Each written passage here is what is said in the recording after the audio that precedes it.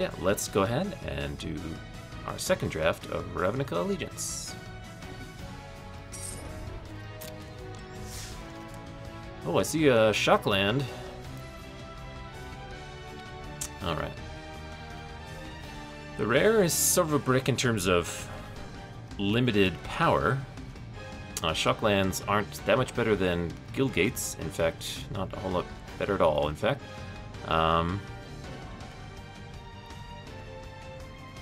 So kind of missed on that. In terms of the uncommons, we've got Mortify and Cult Guildmage that I'm pretty interested in. In terms of the commons, we've got Spear and Titanic Brawl, Applied Biomancy, and Azorius Night Arbiter. Those cards I all have fairly highly. No, same music. Let's have a quick look at the cancel. A quick look at my pick order. I think I've got Mortify the highest amongst these cards that we've pulled out here. Should have it ahead of Final Payment. There's Mortify there. If I click back on here for a second, I'm just going to shift this to the left. So it's basically Mortify versus Cult Guildmage versus some of the other ones. Yeah, I've got Mortify a fair amount higher than Cult Guildmage right now, and I think that is appropriate. Let's make this bigger again. Yeah, I think I'm going to take the Mortify here. Obviously, it's a 2-color card, so if I wanted to avoid that kind of conflict, I would take Titanic Brawl in this spot instead.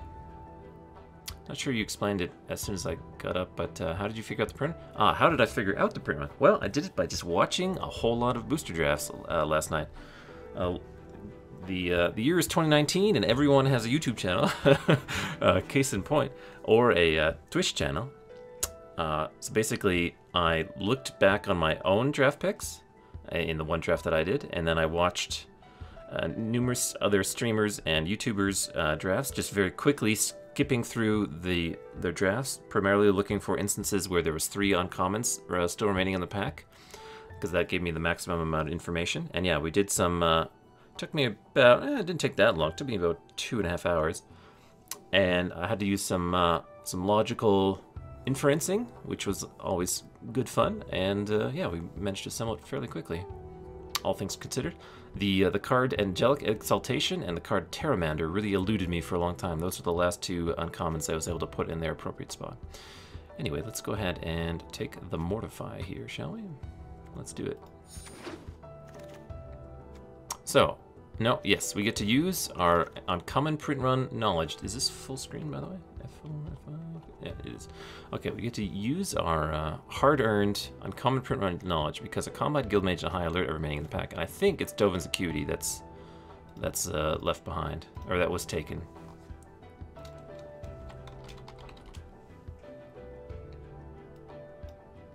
F4. Let's make this a little bit bigger. So we've got Combat Guildmage and the High Alert remaining in the pack. Those 2 are right next to each other in the common print run. So it means it actually limits the amount of information we can get here. We have a 50% chance to say that Shark to Crab was taken or Dovin's Acuity was taken. We don't know which was taken. Another thing I'll mention about this is I have the cards listed in a very particular order. Even if you saw High Alert, Combine Guildmage, and Dovin's Acuity in the same pack, they would actually be ordered Combine Guildmage, Dovin's Acuity, and High Alert. Because once the 3 uncommons are chosen for a booster pack, they're then displayed to you in collector number order. So something to keep in mind. So yeah, we don't know, but it was a blue card. We know that much at least. Immolation Shaman just passed to us. I think this is an okay rare. Nothing cuckoo gaga crazy. The Immolation Shaman, basically a 2-mana 1/3 that has a 5-mana activate ability to get +3/+3 in mana till end of turn. Not likely to activate that more than once, so he's basically a 4/6 menace once if you dedicate 5 mana to him in the late game, which is good. It's not insane.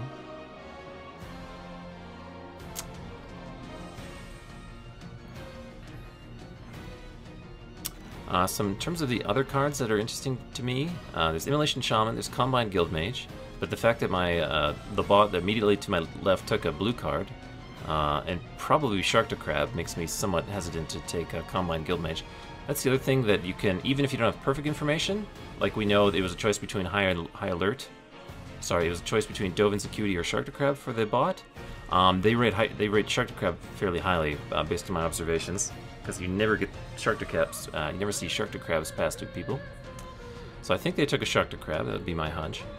Anyway, I think Combat Guildmage, Long Mage's Binding, Frenzied Airings are the best cards remaining in this pack. I'm hesitant to take either of the blue cards, just because, again, I think the bot took a Shark to Crab. But if I do take the Long Mage's Binding, that would allow me to splash Mortify in an Azorius deck, or splash Long Mage's Binding in a Orzhov deck, so there's some higher potential there. Let me just check my old, how I've rated these. So basically, there's Shark to Crab. I have it rated pretty high, and I think the bots do as well.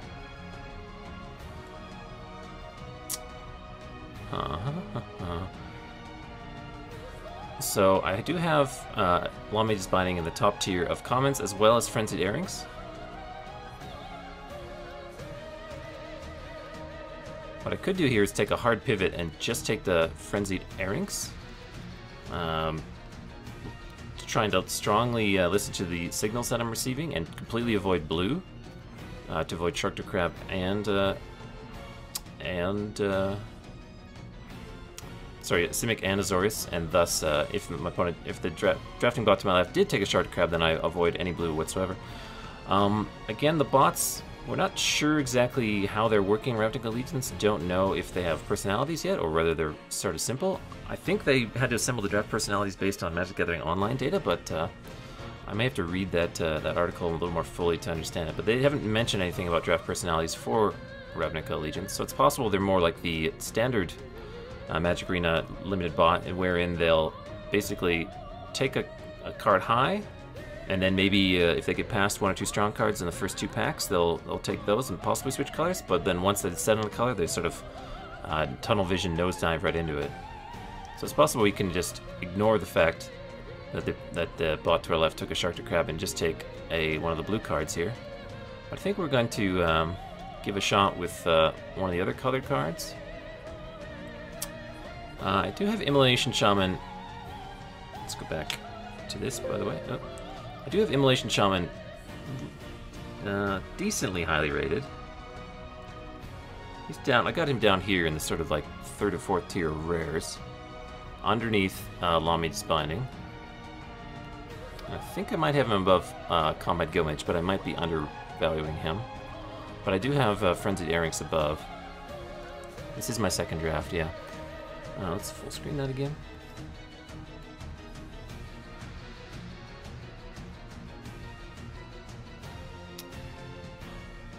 Which would I rather have, a Frenzied Airings or an Immolation Shaman? Obviously, Immolation Shaman could go in a Rakdos or a Gruul deck. Frenzied Airings mostly in a Gruul deck.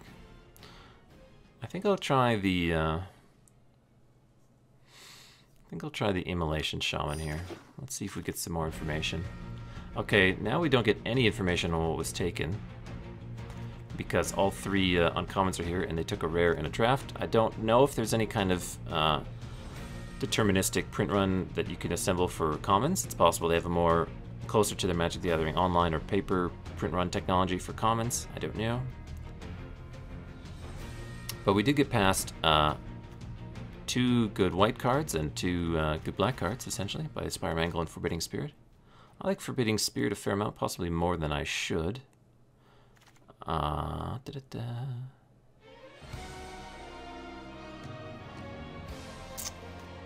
It's basically, for me right now, it's the decision between Forbidding Spirit and Imperious Oligarch.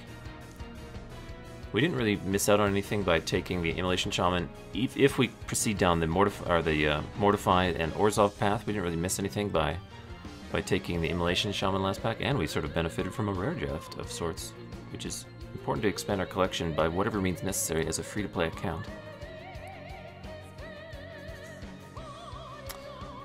Would I rather have a Forbidding Spirit or an Imperious Oligarch in an Orzhov deck?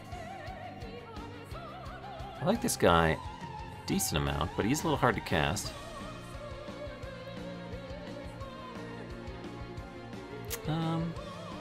I think I'll take him all the same. Yeah, we're passing Bring to Trial and Pierce Oligarch if we do end up fully in Orzhov, but not really passing much on the other color front. We are passing, best red card is, well, probably Gates Ablaze, and the best blue card is Roaster's Admonition, and the green card is sort of replacement level. So we'll take the Forbidding Shaman here, I think. Okay, here's another situation where we can check our uncommon print run, because there's an uncommon missing. We've got Archway Angel and Wall of Lost Thoughts. I think those two are right next to each other, so we may not get a whole lot of information here. Let's have a look. Wall. Oops. Wall. So there's Wall of Lost Thoughts, and what was it? Archway Angel? So Senate Guildmage was taken. So yeah, we definitely want to avoid Azorius, and actually maybe avoid white, if we can avoid it. And we are seeing a fairly, like a fourth pick Scorchmark, which is somewhat of a sign. It's possible the bot in fact took Dovin's Acuity and then took, and has now taken Senate Guildmage, so that Azorius would be cut from our left. And it doesn't have to necessarily have been the bot immediately to our left that took the Senate Guildmage, but one of the ones within 3 seats of us to our left. Let's make this big again. Chillbringer is pretty good, and as is Archway Angel is okay. Wall of Lost Thought's not really playable, and Gravelhide Goblin is okay, but I think we're just going to take the Scorchmark here. The other option would be to take a Viscopa Vampire, but I think Scorchmark is significantly better than these cards, and it's possible that red is in fact going to be opened based on the information that we've gleaned from the cards we're passed and the uncommons that have been taken.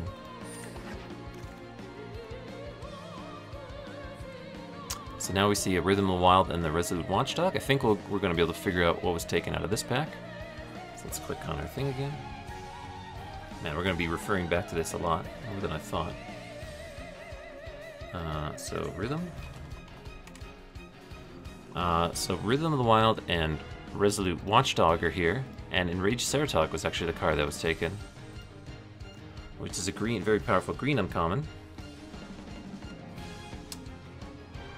So it seems like Bant colors are being cut from our left, which would encourage us somewhat to go into a red and black color pair. I think Rhythm of the Wild is okay. Luis Scott Vargas and Marshall Sutcliffe had rated Rhythm of the Wild pretty highly in their limited resources review, possibly higher than I had it at first.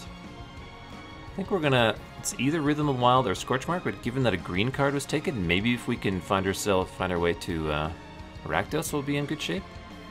So maybe I'll just take the Scorchmark here. We put this in a Gruul deck either way, and then even if we do end up with Gruul, despite the signals that we're getting from the left, and if we end up in Rakdos instead, then we have a card we can play a little more easily. So we'll take the Scorchmark in this spot, I think.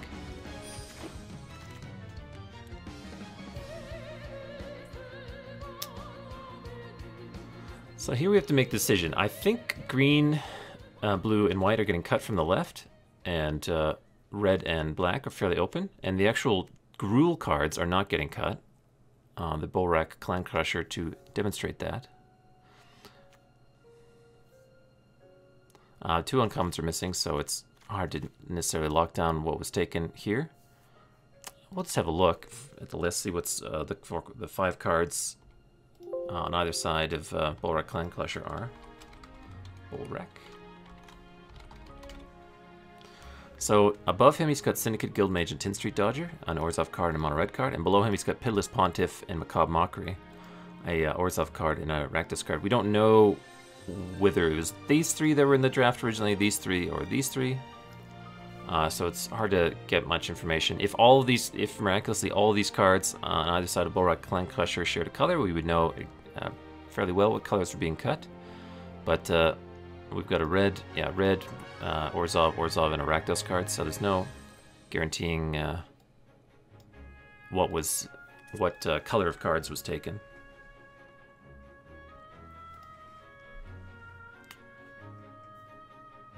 think Bulwark Clan Crusher is a so-so card.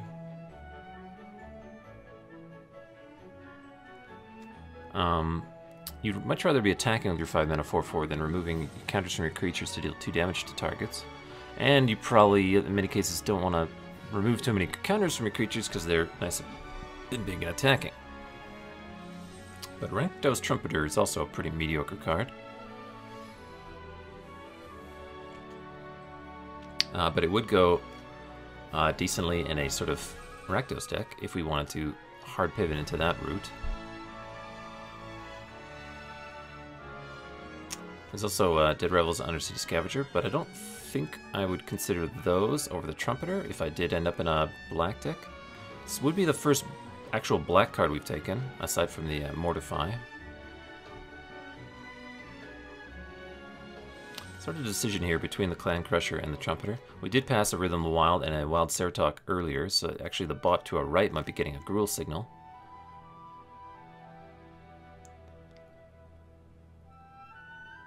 Wrecking Beast is also a reasonable green common creature. I think I'm going to try the Trumpeter in this spot. See if Rakdos is indeed what's open. We do see a couple options here in the Rubble Belt Recluse. Cavalcade of Calamity and perhaps the deck built for it could be good. And there's also Rakdos Roustabout, which is a decent 3-drop for a Rakdos deck. I think we're going to take it here. Give that a shot. So this is the last new pack that we're going to see. We see an Imperious Oligarch quite late. Another Rubble Belt Recluse, another Gates Ablaze. We saw one in one of our earlier packs. And there's also a Blade Brand. And then a couple green. So these are actually, this is a very decent pack for 8 cards remaining. That it really goes to show you that there's not a lot of unplayables being printed these days.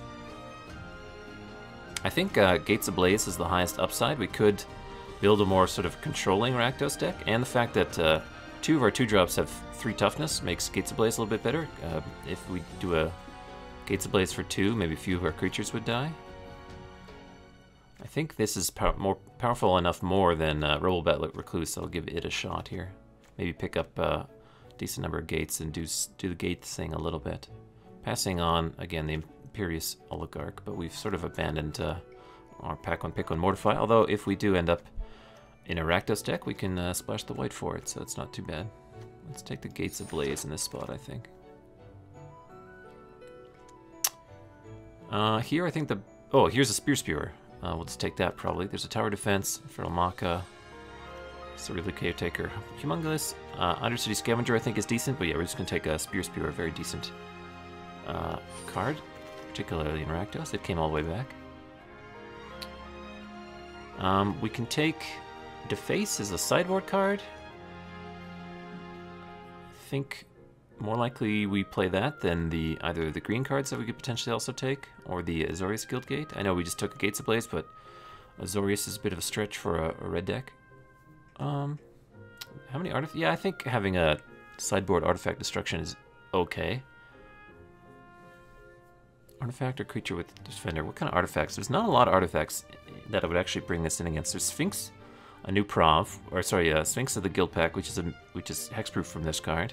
And there's Gate Colossus, which this isn't a terribly good answer to. You can just kill that with a creature. Maybe, in fact, I just take the Azorius Guildgate in case we go full on the Gates Ablaze thing. I think I'll try that.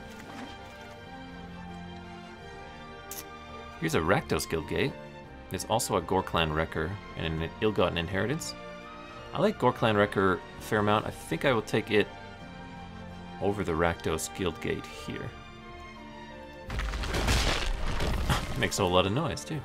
Here, I'll take the Rakdos Guildgate over Viscope Vampire. I think this card is so-so in a Rakdos deck, and I would like to... If I can get a Rakdos Guildgate and a decent opportunity, I'll go ahead and take it.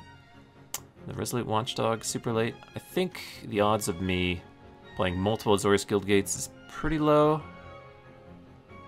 Although, if I do end up in a gate deck, I want as many of them really as I can get my hands on. So the other option was to take Resolute Watchdog for Vault Progress reasons, but I think I'm just going to take the Guild Gate here.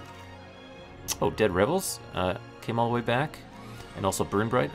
Obviously, both cards are sort of decent in an aggressive Rakdos deck, but I think you need a Dead Rebels in some of these decks to just continue the late game gas and end up killing your opponent. So I think I'll take the Dead Rebels. And the Cavalcade of Calamity, 15th pick, if we want to go that direction. So here there's a mass manipulation. Here we're actually going to see a fair number of banned cards, potentially, because between the bots and myself in the early picks, we cut off banned colors pretty well from the bots to our right, and so they won't presumably be in those colors, and we'll pass us a fair number of those cards, but hopefully they also pass us red and black cards. So the best cards in this pack are basically the Mind Control, the hard to cast Mind Control, the Grotesque Demise, the Blade Juggler, the Savage Smash. Yeah, but I think in this spot I'm going to take the Grotesque Demise and a very strong removal spell. Can kill many creatures, even creatures with 4 or 5 or 6 converted mana cost. I'll go ahead and take that here. Hoping that Blade Juggler comes back around somehow, but I don't think it will. Take the Grotesque Demise here. Ooh.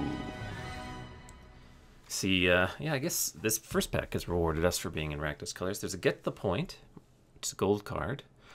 There's Daggercaster, which pairs very well with Bladebrand, the card that's immediately below it in this particular pack to actually destroy all your opponent's creatures. There's a second Grotesque Demise, and there's also a Vindictive Vampire, which is also very good.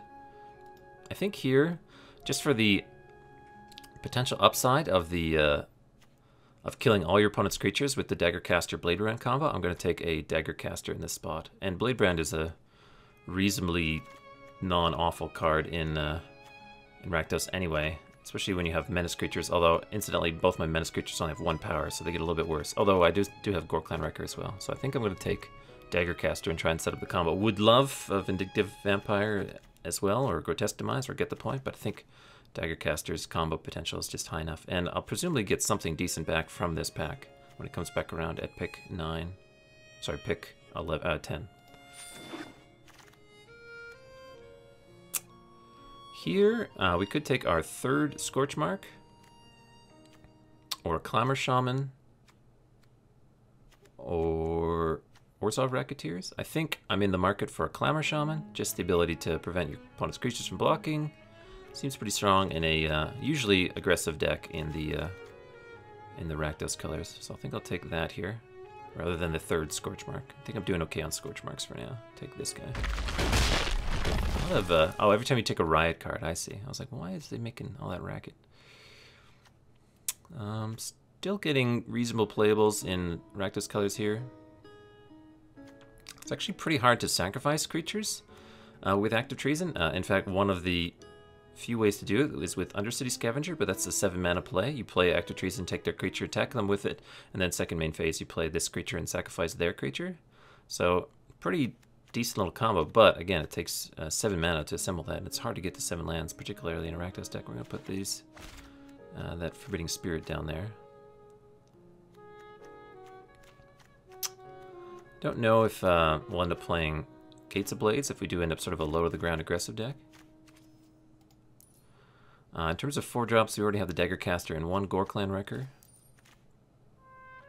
My decisions here are basically Undercity Scavenger, Gorklan Wrecker, Noxious Grudion, or first Active Treason. I think 4-drops, again, I already have 3 of them. Well, I guess 2 of them in terms of creatures. But Noxious Grudion is not super duper aggressive 3-drop. Could be some upside with Active Treason, but I think it's super hard to pull off. The most cost-effective sacrifice outlet is actually an Orzhov card. A single, I think, is a white and black for a 2-drop uncommon that can sacrifice a creature to gain indestructible and death touch till end of turn. So for only 4 mana total, you can take your opponent's creatures and then sacrifice them with Act of Treason.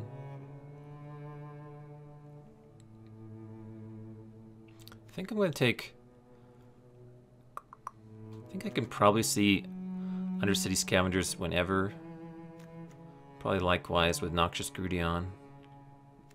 Maybe I'll take the Act of Treason here. I've talked so much about it, I've lured myself into it. So here we see another Rakdos Trumpeter and a Scavenger Rebel Slinger. It's important to get a lot of 2-drops, so I think I'll take the Trumpeter here rather than the other guys. Oh, and just out of curiosity, what did the bots take? I should have been looking earlier on, seeing what the bots to our right are on. But I think it's at this point we're sort of committed, so maybe it's of less use to me, and maybe I won't stall the draft any further. Let's take second Rakdos Trumpeter here.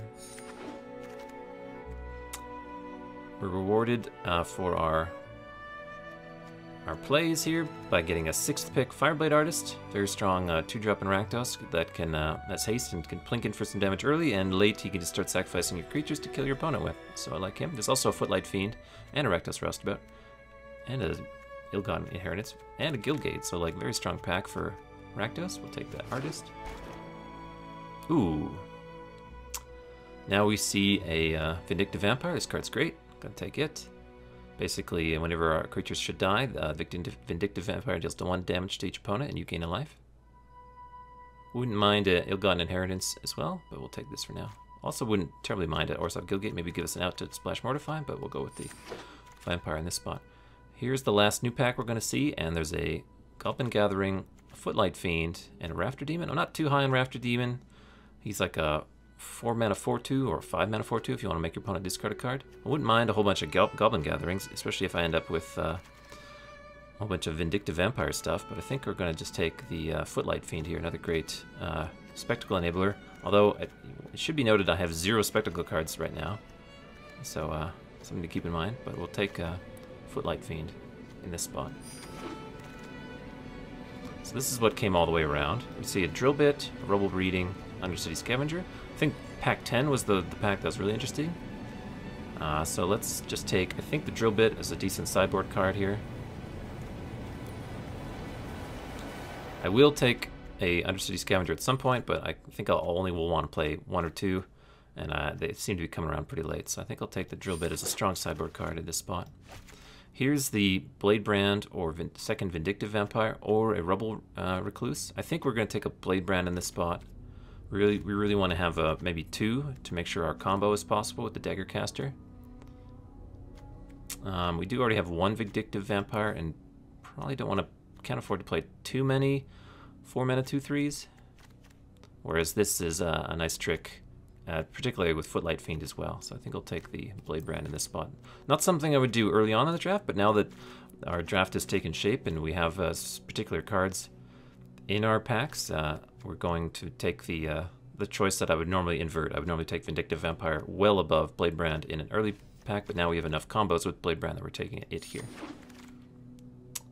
Thirsting Shade came back. The card is not very good at all. I think we'll just take a Gruul Locket in case we open some crazy green bomb in the last pack. Another Gore Clan record. Now we'll take the Noxious Grudion, I think.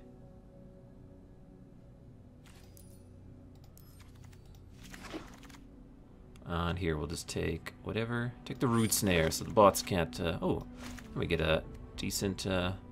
Gravelhide Goblin is just a vanilla 2/1 in a Rakdos deck, so it's not great. There's a Spike Wheel Acrobat. Maybe I take him just as a 3-drop that can trade up. Let's put our spells to the side here so we can see what we're working with in terms of our creature curve.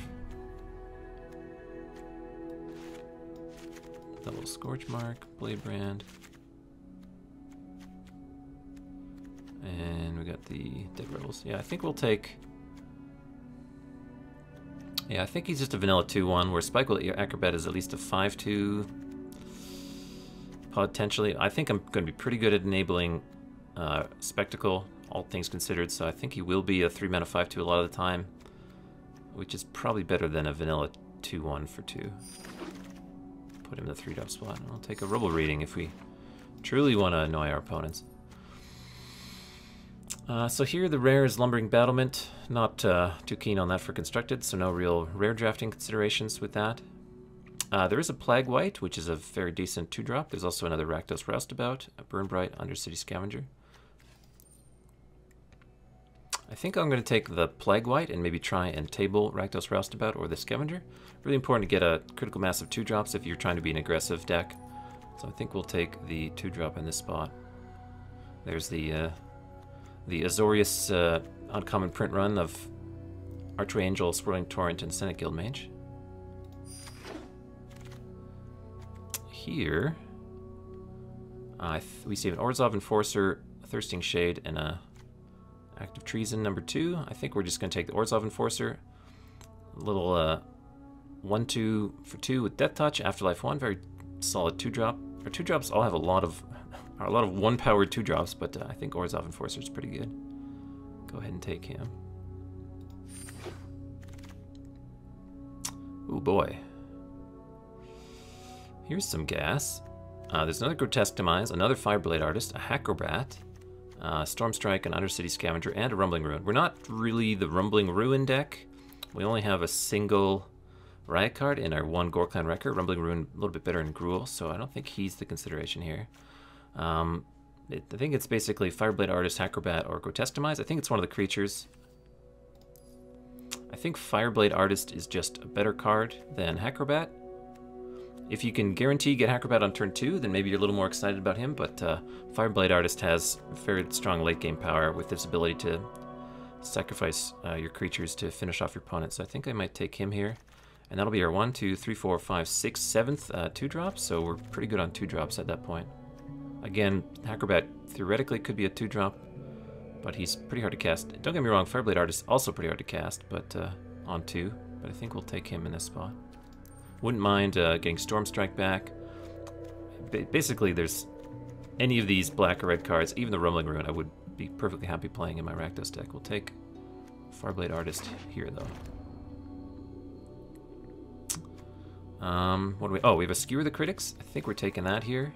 I was thinking about Clear the Stage. We do have a creature with power 4 greater, which is our 5/2. But Skewer the Critics is much more efficient removal spell and can go to the face, which is important. Wouldn't mind Rakdos Roustabout, and would probably even play a Rafter Demon. Also wouldn't mind Rakdos Guildgate. So we're looking forward to, so I guess it would be pick 12 when we'd see this pack come back. So we look forward to pick 12, seeing if any of that Rakdos stuff came around. Particularly, maybe the 2-colored card would come back. Take a Skewer the Critics in that spot. Here, I think we take a second Spear Spewer rather than the Catacomb Crocodile.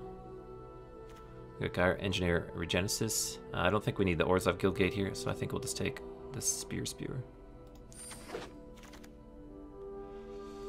Here, could take a second Dead Revels, Gravelhide Goblin, but I think I'm going to take the Ill-Gotten Inheritance. I could, if I try and pick up some sort of Orzhov Gateways, could try and splash Final Payment, but I think we're doing okay at removal-wise. Whereas I think just having some more obnoxious damage for opponent might be interesting. So maybe I'll think about the Ill-Gotten Inheritance. Let's see here. Let's put some of this stuff away.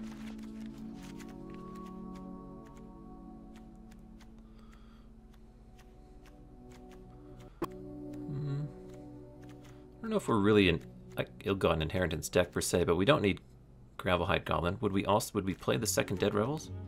Probably not. I don't think we're splashing Mortify in this deck. It's fairly tight little package right now. I think we'll take the first Ill-Gotten Inheritance rather than the second Dead Revels. Here's a here's a Macabre Mockery, but there's also a Skewer the Critics. I think I'll take our second Skewer the Critics. I'm not a huge fan of Macabre Mockery. I think it's okay. We'll just take the Skewer and be very pleased with that. Lightning Bolt. Here we're just going to take a Rakdos Guildgate. Not going to be worried too much about our 4-drop, but it's nice to be able to cast our spells a little bit easier, and this is the last new pack we're going to see. So we didn't end up with any super powerful rares, but I think we have a pretty focused, aggressive Rakdos deck here. And our mana's looking a little bit better with that second Rakdos Guildgate. Oh, and there's the Rakdos Roustabout that came back. I think pick 12 could also have some gas for us. Here's a second Active Treason. Not likely to play 2 Active Treasons. Didn't end up with any combos, really. But I'll take it just in case for sideboard reasons. Looks like... Okay, looks like the Stormstrike, Noxious Grudy, and Rumbling Ruin were the cards that came back. Again, how many counters do we have? We have 1. So we can prevent our opponent's creatures with 1 toughness from... Or power... sorry, it's power? 1 power from blocking? I don't think that's really going to be how we get them. Whereas we do have a fair amount of Death Touch, and Orzhov Enforcer, Noxious Grudy on, and the Blade Brand, which is over here. I think I like the Sure Strike in this, or Storm Strike, sorry, in this spot. I'm going to take that. Also works well with a Spikewheel Acrobat. How are we doing on 3s? We got Grudion, Clamor Shaman, 2 Roustabouts, and an Acrobat? Yeah, I think we can take the Trick here.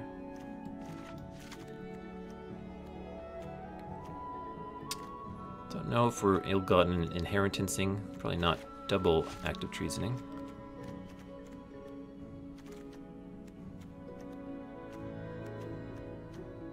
I think I'll take the Storm Strike here.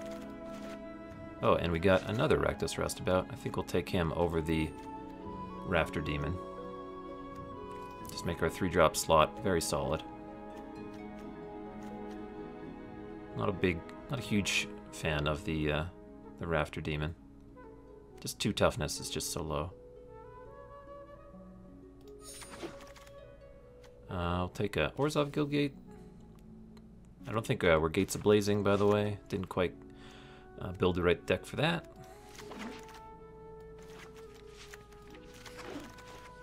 Oh, Macabre Mockery came all the way around? Well, we'll go ahead and throw that in our deck too, perhaps. 15th pick, Macabre Mockery. Okay. So we've quite the deck building task here. I'm going to just take a quick break. I'm going to leave this up on the screen and let people think about it, but we're just going to take a quick break and we'll be right back. Yeah, everything looks good. So, Macabre Mockery. We got it 15th pick in pack 2. Put a target creature card from opponent's graveyard onto the battlefield under your control, gains +2/+0, gains haste until end of turn, sacrifice at the beginning of the next end step.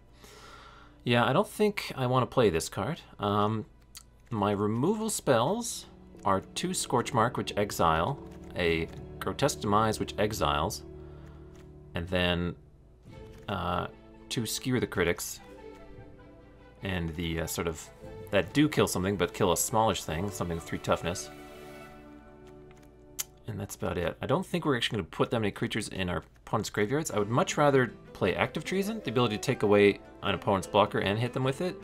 I think Active Treason, and I do have 2 of these, is actually just better than Macabre Mockery in this deck. And so I think I'll not even...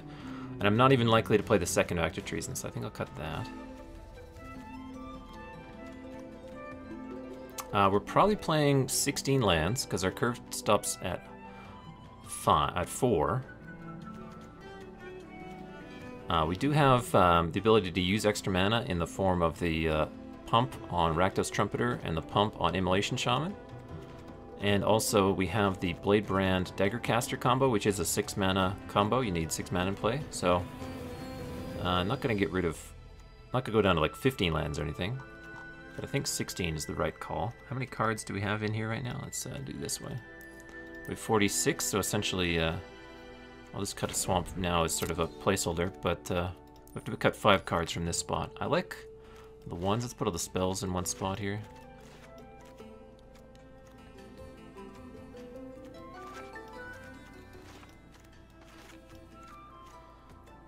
How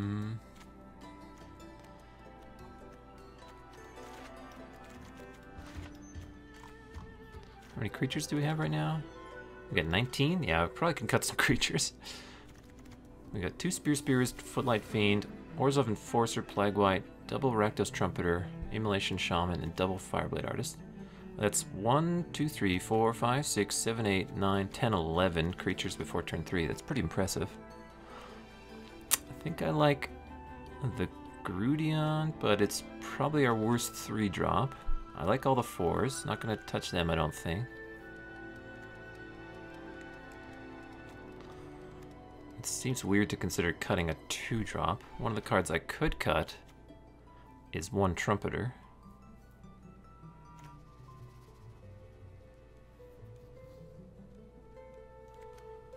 But I don't think I need to do that.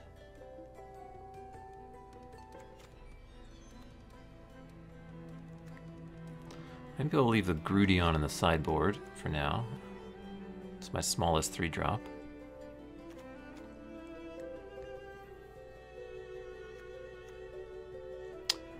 Spikewill Acrobat is also so-so. I didn't end up with anything that cared about having 5 or more power. He is my biggest creature in terms of power.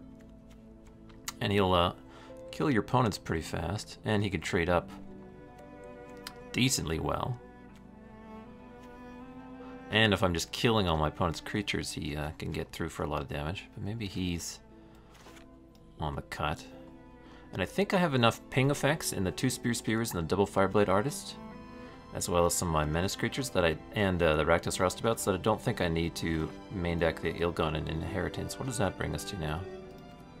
Let's click on this one. 42. Still have to make 2 cuts from this spot. Storm Strike, double Blade Brand, 2 Scorch Marks, Grotesque Demise, Act of Treason, double Skewer, Dead Revels. I think I want the Dead Revels. I think I want all of these. Well, the Act of Treason is one of the cards I could potentially cut.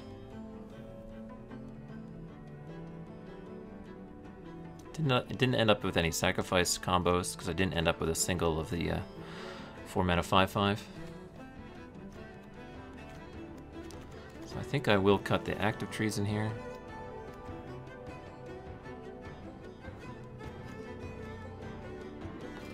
And that's 41 cards. How many creatures?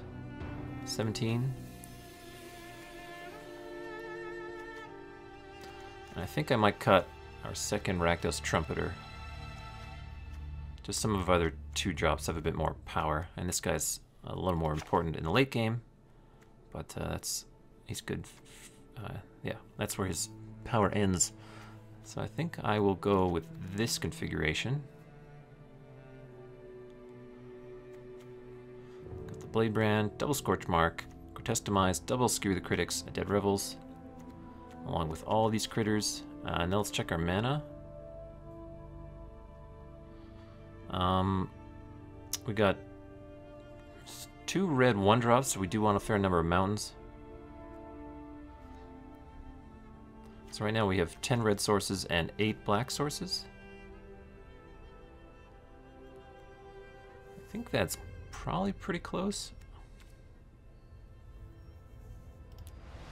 Let's click this again. It's just telling us to add the swamp that we took away in terms of the color balance. I was hoping to get some information from the deck builder on color balance. We're definitely playing 16 lands. It's possible we could play 15, but I think being able to hit our 4-drops is probably important as well.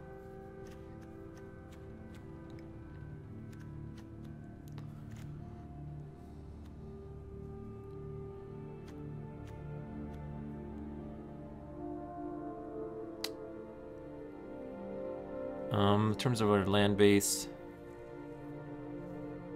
yeah, I think this split is fine. With triple 1-drop, where it's actually hard to squeeze in a spot for Rakdos Guildgate, but I still think I play it. The double Fireblade Artist and the double Rakdos, or triple Rakdos Roustabout being sort of early plays that need both colors of mana it's nice to have. It's nice to have decent mana for. And yeah, I think we're going to give this thing a shot. I think we came up with a pretty decent deck here. A lot of ability to sort of, even if the ground stalls up, a lot of ability to continue pinging your opponent in the 2 Spewers, the 2 Fireblade Artists, and the Vindictive Vampire. So I think this is pretty sweet. Plus, if we really get there, we can do a Blade Brand Daggercaster combo at some point. So yeah, I think we're gonna go with that and see how we do. It's got an act of treason. No, we gotta give it something sweeter. Let's give it the Fireblade Artist as our deck box image. And let's go. Let's win some draft games, shall we? We want to be on the play on every game, and we definitely want to have a 2-drop in hand. We ended up cutting our only spectacle card, I think. No, that's not true. We do have 2 of the lightning bolts and the sorcery. So we cut all our spectacle creatures, but we do have the spells still. This one has a lot of lands in it, but it does have a 2-drop, and it has the mana to cast it, and a couple tricks. I think we can keep this, but we're going to need a lot more creatures to for this hand to go anywhere.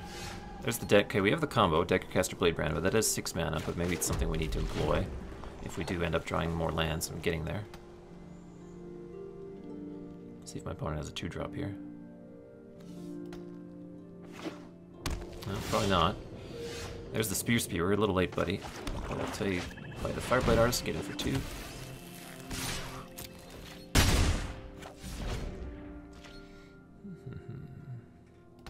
Opponent is on like Teamer colors so far, and another card that doesn't do a whole lot right now. I will decline to sacrifice anything, and here we get to play Orzhov Enforcer and Spear. That's pretty good.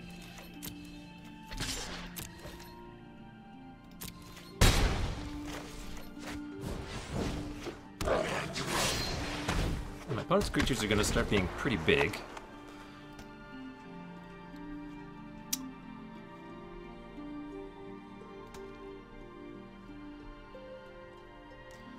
Orzhov Enforcer should trade with opponent's... Okay, this thing has double Riot, so you can make it a 4/4 if you want.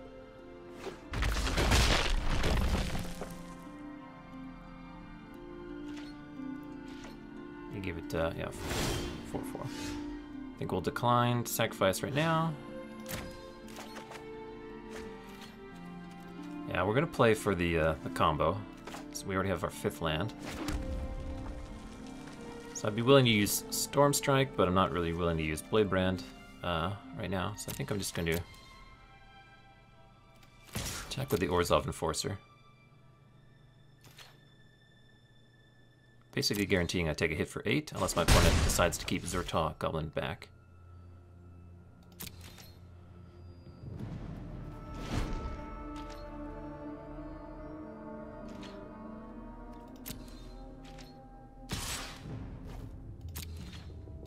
Take 4 here, go to 16.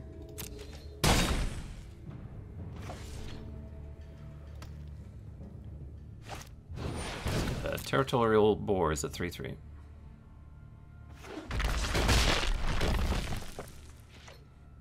Ping. I think we're going to leave Orzhov Enforcer back now. I'm going to decline the sacrifice. Okay, we got our 6 lands, so the combo is a go next turn.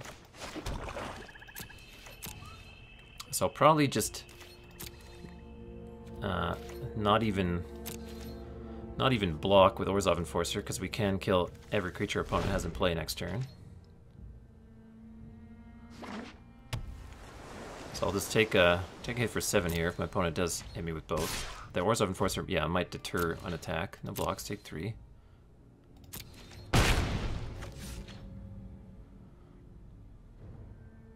Kinda hope he plays another creature here. Perfect. Just ping him. I'm going to put on full control for next turn, because we need to respond to the trigger of Daggercaster by casting the Bladebrand. Again, we'll decline. Player 6 land. Put on full control. Play Daggercaster, make sure we have black men up. Anytime your opponent starts casting Daggercaster with full control, be very, very afraid, and with 2 available mana.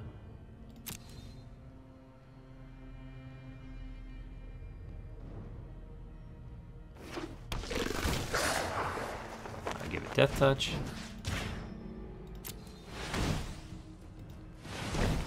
Now, Dagger Cast roll a Death Touch and then deal 1 damage to each of these creatures, as well as 1 damage to my opponent. If he has some way to break this up, there isn't really a way. He can have 1 mana put... Oh no! Oh, he's got Titanic Brawl. That's awesome. Titanic Brawl can be cast for a single mana if your opponent has a creature with a counter on it. Oh man, he really got me there. I had to go for it, I'm pretty sure. But that's a beating. Well, we could lose now. We don't have the Storm Strike available to first strike down a creature, unfortunately. Let's see, if I get hit... It's got a Sphinx of Foresight. And that thing now has Vigilance and it's bigger. Oh, this thing, you give it haste. I'm taking 8 here. Okay, I think we're doing that. Don't think I can actually use Spear Spewer for the moment. I think we're going to lose on the strength of the Titanic Brawl. That was very good. And yeah, we're just dead to the flyer. GG, man. We went from almost certainly winning to getting wrecked by the Titanic Brawl. Awesome. Okay, let's concede and go to the next game.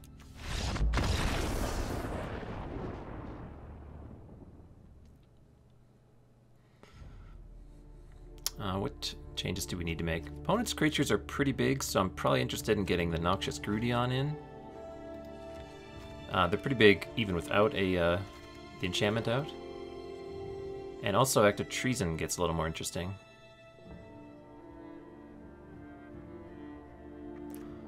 I think I maybe cut 1 Scorch Mark for an Act of Treason.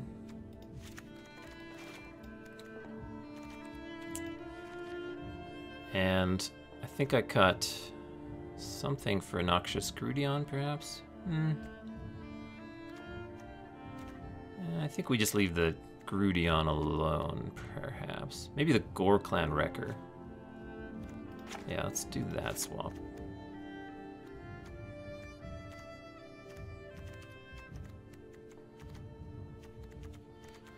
Let's give this a shot. Make sure we still have 40 cards. Yeah, let's do that.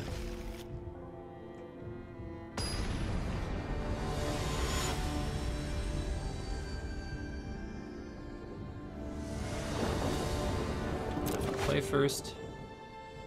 Looks good. We got a 2-drop and a 3-drop and a removal spell, and our Immolation Shaman who can start going off a little bit later. Keep this.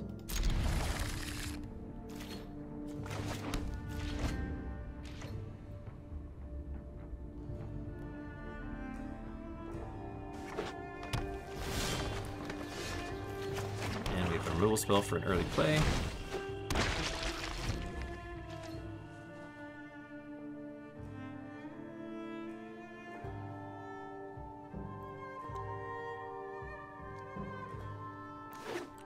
See if my opponent has the boar here. It's got Cerulean Caretaker. Well, that's not very good against him, is it? Attack into his 0-3. This is probably a sideboard edition that he made.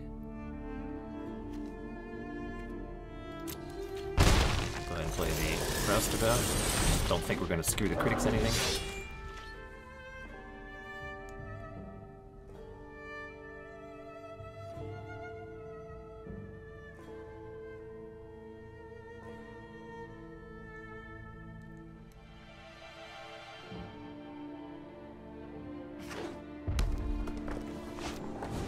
Territorial Boar.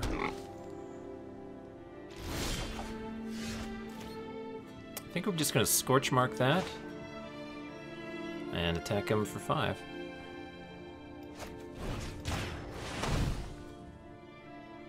The only trick, he could tap both creatures with the Cerulean Caretaker to fight one of my cards, or to maybe pump it. That would have been a little bit of a... Well, pumping it wouldn't... It would have kept it alive, but he wouldn't have been able to block, because he would have had to have had it tapped.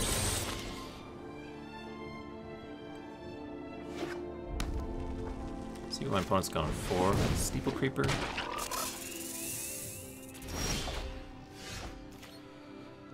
So here, I have the decision to just skewer the critics this and attack with both.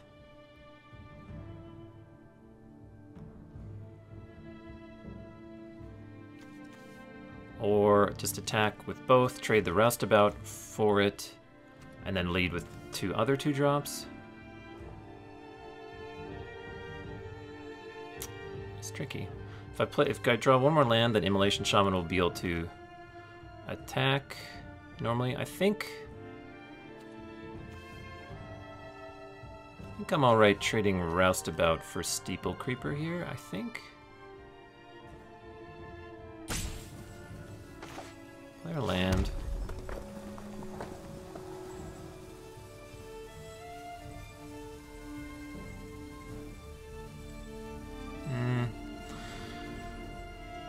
I would take my whole turn to skewer, because I'd want to do it pre-combat to kill this creeper. This thing could go to the face, though. I think we're just going to attack in this spot.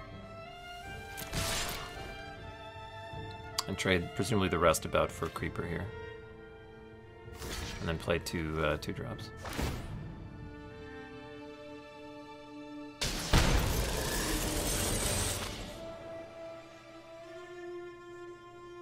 Is he going for the pump spell here? Tapping both? Might be.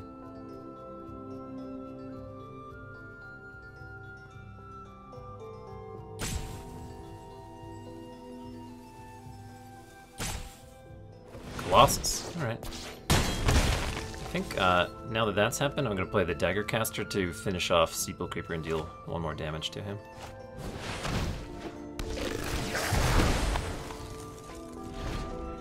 No Blade Brand combos, but that's okay. Now opponent's got access to 5 mana, but nothing to play.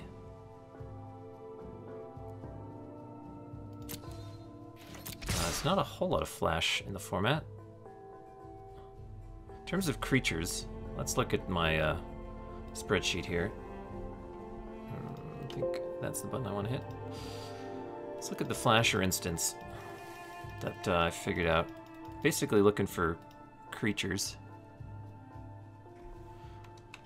I think he can flash in... Spire Mangler doesn't have the mana for that. Angel Grace doesn't have the mana for that. He can't Mystic, Frilled Mystic me.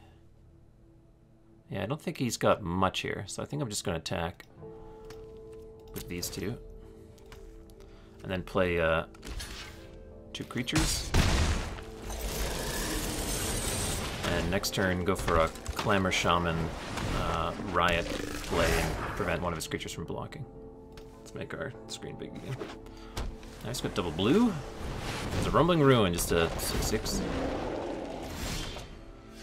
Yeah, we're just going to Riot this guy out. Give him haste. Attack with everything, prevent Ruin from blocking. He can block here and take 1, 2, 3, 4, 5.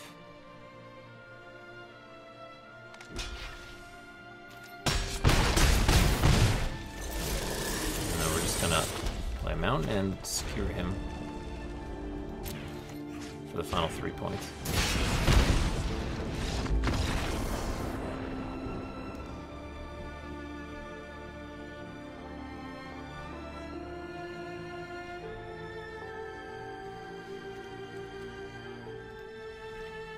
I'm pretty happy with how that went.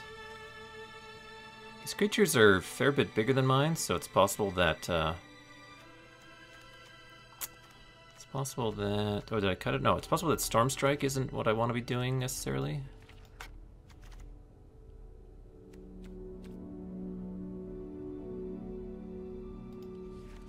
But so maybe I cut the Storm Strike.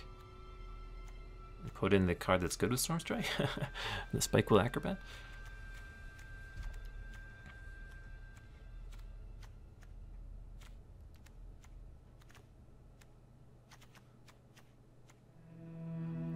Yeah, I think given that we're going to be now on the draw, maybe taking some more hits, I'll try the Acrobat in this for this game over this Storm Strike. See if I like that.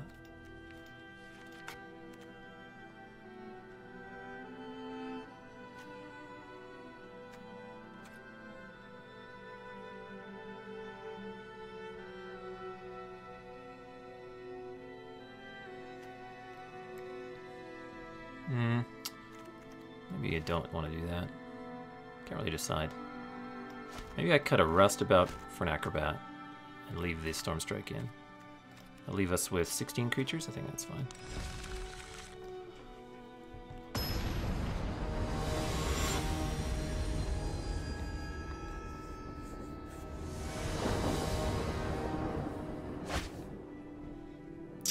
We got our 1-drop, 2 decent 2-drops, 3-drop, Grotesque. I'm liking this hand. One kept his 7. Boo. Okay, he's got a Sphinx of Foresight in his hand. He gets to scry 3 at the beginning of his upkeep.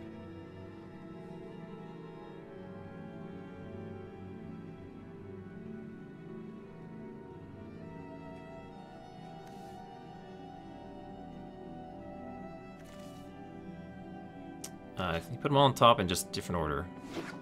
Does he have the O3 again? He doesn't. Play our Spear Spewer.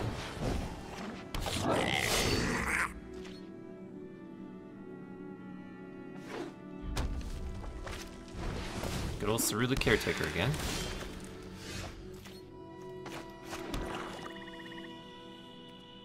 I think we'll play the...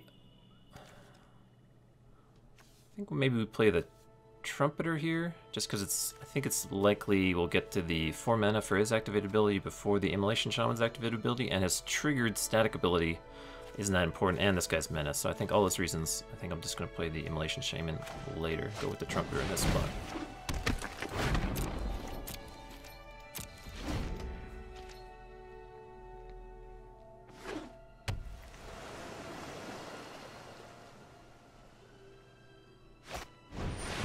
Homunculus, pretty nice.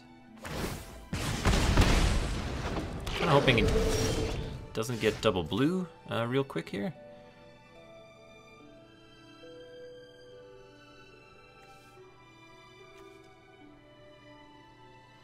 So I think I'm going to play my land and just attack with Rakdos Trumpeter and put the fear in my opponent. And if he goes for some sort of trick to kill off the Trumpeter, he can double block it and prevent any damage being taken. But if he goes through some sort of trick, maybe I can blow him out a little bit with the Grotesque Demise. Oh, he's not even blocking. That's good for me. Play the Roustabout.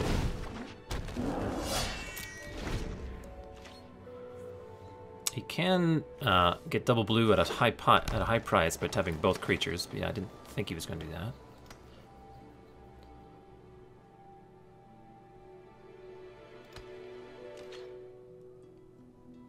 He could pump Homunculus and with the adapt, and then use the Cerulean Caretaker to fight one of my creatures if he stays back.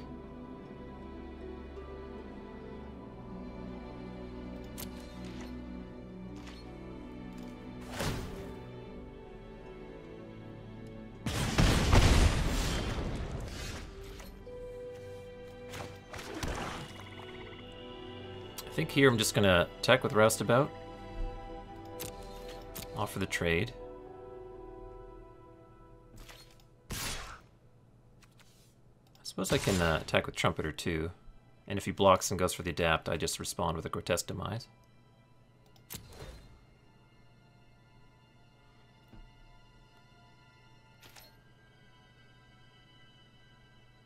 Don't mind trading the Roustabout for the Homunculus.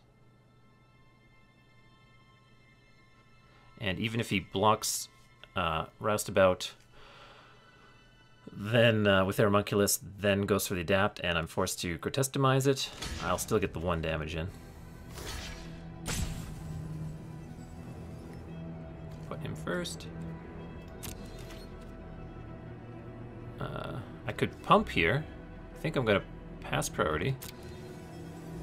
See if my opponent goes for that, and I'm going to Grotesque Demise in response.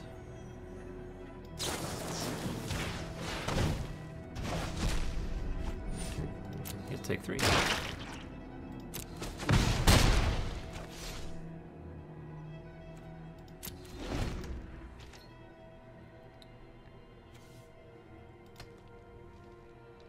Do I have overlay on?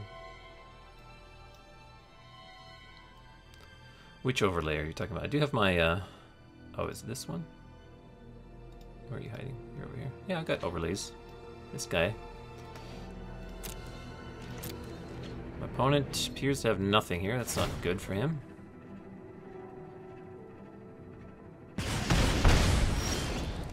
Oh, for the cards. Oh, you're right. I don't have Deckmaster on. My apologies. I'm turning it on now.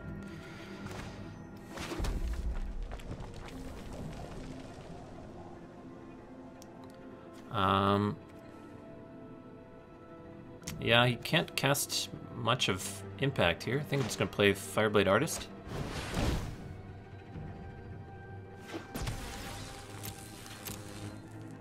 Swing with those guys.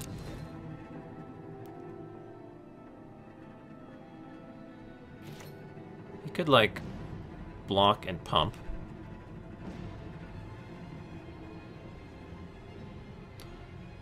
I could have for that reason just not even bothered attacking with Fireblade Artist.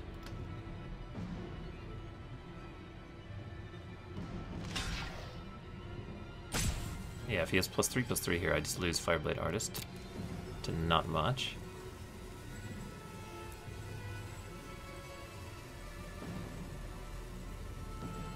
So yeah, attacking with him was maybe a mistake.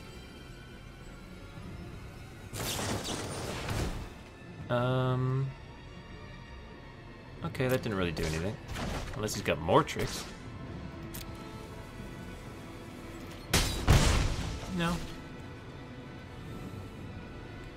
I think I'm just recasting the Roustabout rather than getting the Immolation Shaman out. Next turn I can activate Trumpeter and cast him, so that's going to be a good turn, I think.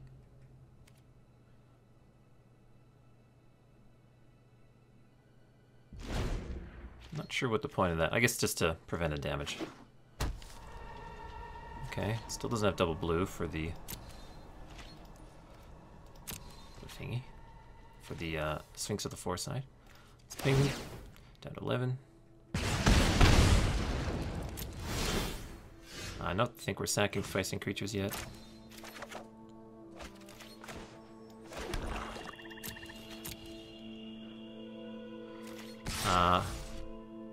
Yeah, I think I'm just going to attack with these two. I guess I'll send in the Fireblade. It's fine.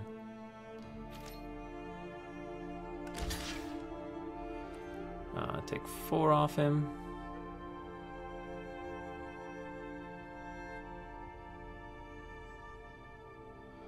Yeah, I think I would cast both of these.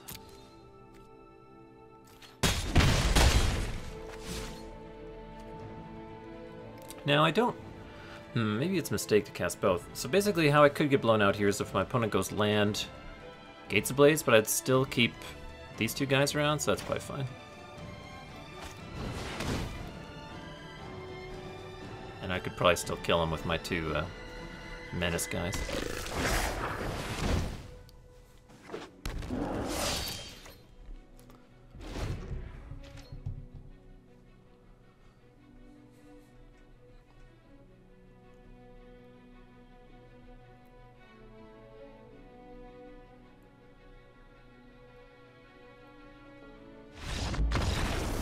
That'll do it. All right, 1 match down. Let's win out.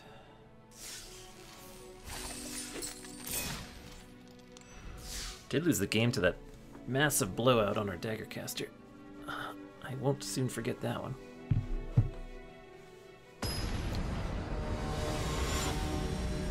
As soon as I saw those 2 cards spoiled together, I was like, oh, I have to assemble that combo at some point. I was so excited to try and do it in my very second draft. You're playing, you got the Molder Hulks in, you did add a second color to your zombie deck, that's kind of cool. Yeah, Molder Hulk in Memorial to Folly is like a loop that you can assemble a little bit. Run the draw. We have the Orzhov Enforcer and a Blade Brand, which we may have to just cycle to get red mana if we keep this hand. I think we can keep it though. My opponent just mulled. I think we can keep this. We need red mana for a lot of our stuff. He's going quite low now.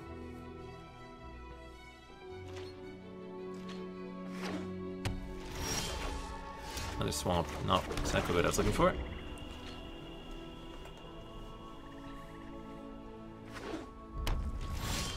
Oh, perfect. I think we're going to lead with the Artisan rather than the Orzhov Enforcer.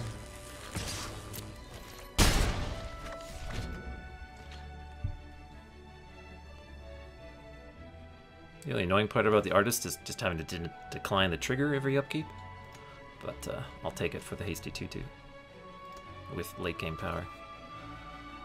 Fireblade Artist and Orzhov Enforcer is 4 damage to the face.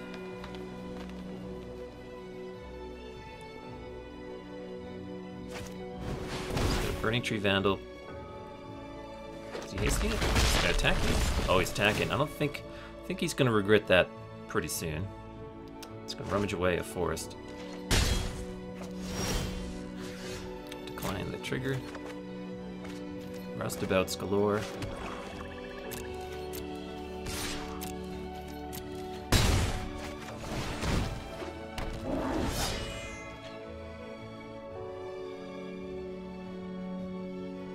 Next turn, looking to do a Scorch Mark and an Enforcer, possibly.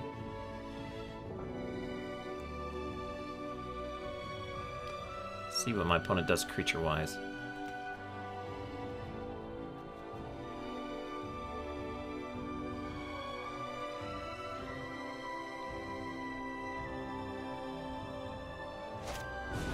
He's got a Robobelt.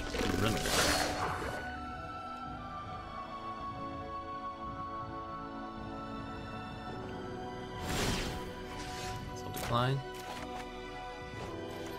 So here I think I will Scorch Mark the 2/1, attack with the Roustabout, and then follow up with the Orzhov Enforcer.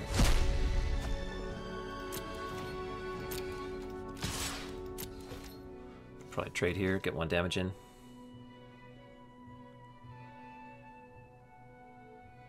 Oh no, no trade, eh? Intriguing.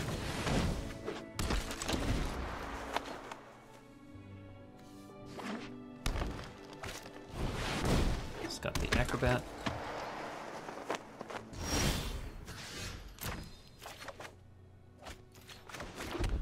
We'll just attack with old Rousty and the Orzhov Enforcer.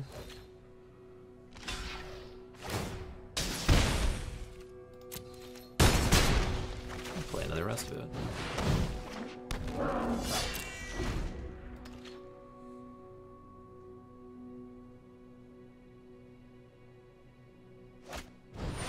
Cavalcade Calamity. It's not great in this spot for the opponent. Guess he's got a lot of Goblin tokens.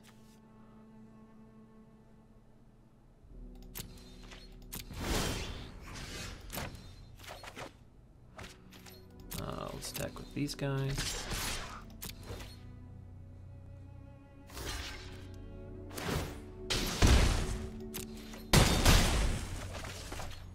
Guildgate. Psycho. Hopefully Fireblade Artist can resume attacking. Hit my opponent for 3.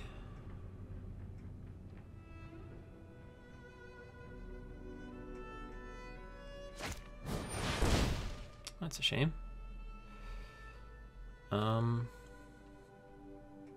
Okay.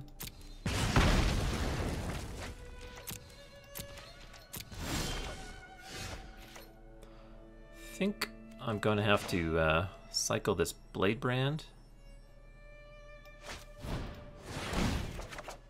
There we go, drew an Immolation Shaman.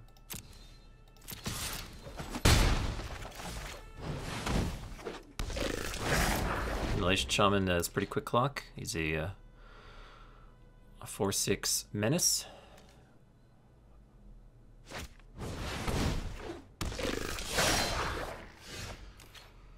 And I even have enough mana to also play a Trumpeter here.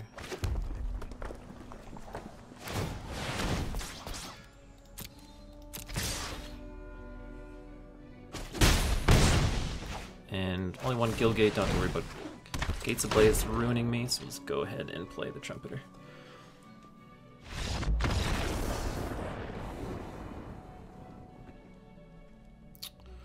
Opponent's got some do-nothing enchantments, or he's got a do-nothing enchantment, at least in his board state. Don't think I need to make any changes right off the bat.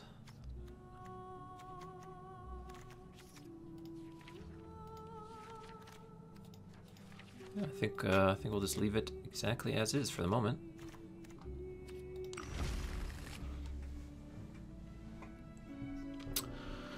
Don't have a whole lot of combos with the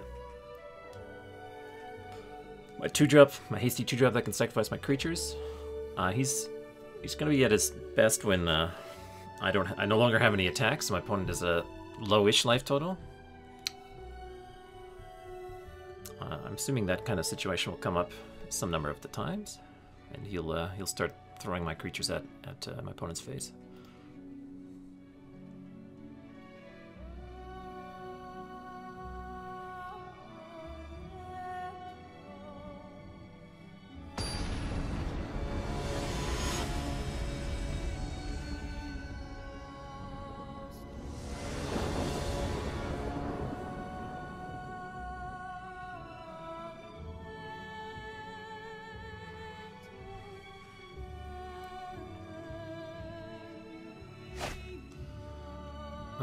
Another situation with only one color of mana. I think we keep this, but could be in rough shape if we don't get any red mana fairly quickly. We do have the Dagger Caster, so we do have the outside chance of getting a combo. Okay, we have the red mana, that's good. It's got 10th Street Dodger, not a super powerful card. It combines with Cavalcade of Calamity, I suppose. Oh, we've got the combo, Dagger Caster, Blade Brand.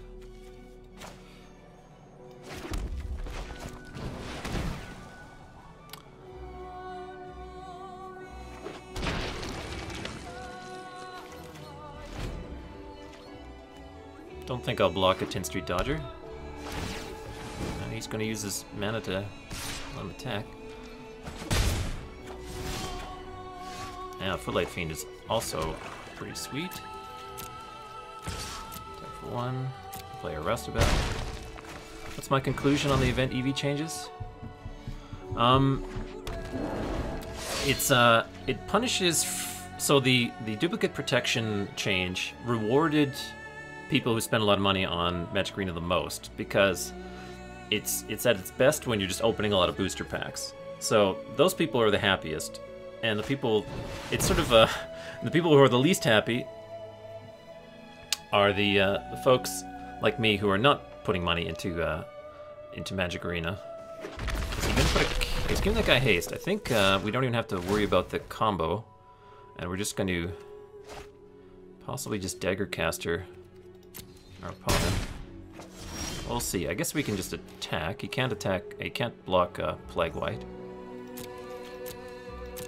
Let's attack with these guys. Play another Roustabout and the Footlight Fiend, and then possibly get him with Dagger Caster at some point, or possibly not.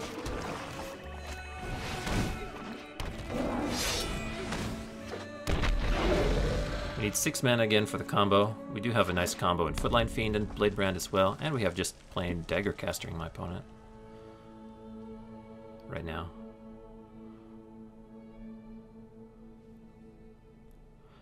Yeah, so the people who are free to play were punished the most by the change to the update, I would say.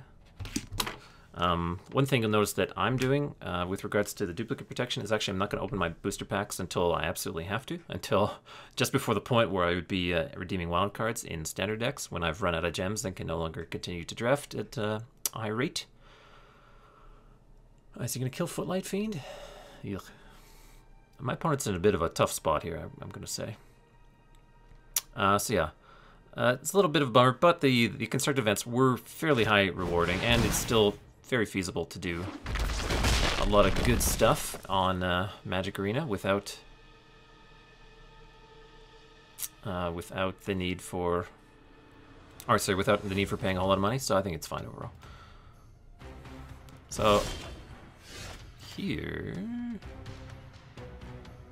I think I'm just gonna go for Dagger Caster and attack with everything. So I'll kill off these two guys, put 1 damage on him, thus allowing these guys to kill him off. So I think I'm gonna do that. Giving up on the Mondo combo, the 6-mana combo, but this is enough threatening to my opponent. I'm just gonna go for that. He probably trades for a Rustabout here. He's gonna try and trade it for a Footlight Fiend. That's not gonna work out very quick. Finish off the Gruul Beastmaster.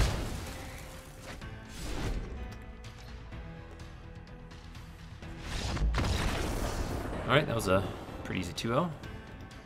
My cards matched up pretty well against my opponent.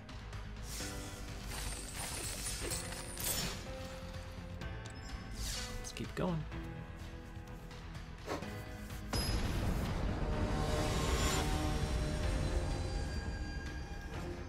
Lizard Wizard. Play first. Winning the dice roll is pretty important. Yeah, I like this hand. We even have our double mana for Fireblade Artist. We need 1 more land to get Rustabouts going, but this is fine. I'll keep.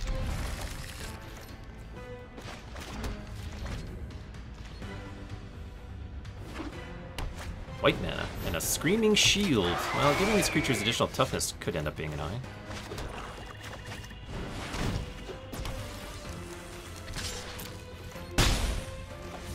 Yeah, the plays-out screams at you. This is my first, like, Azorius deck I think I've seen. I'll decline.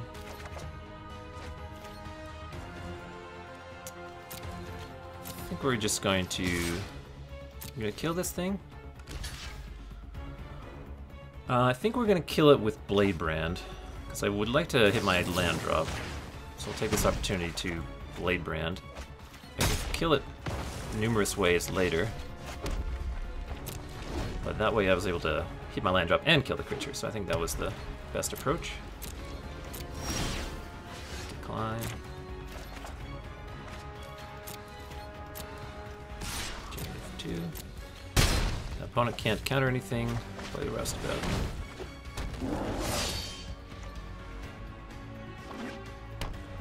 What's he got?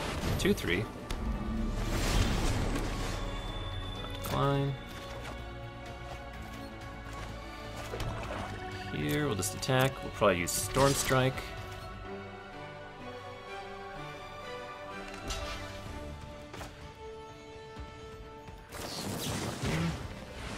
I'll get to Scry. Oh yeah, Clamor Shaman, please.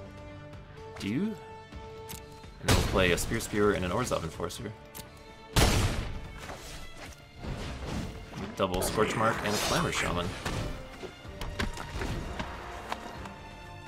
Not to mention the Fireblade Artist activations that can finish him off. Decline. Just going to Riot out Clamor Shaman.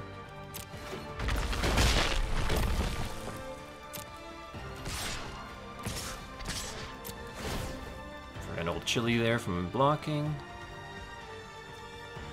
Okay, for a second, I thought it didn't target him.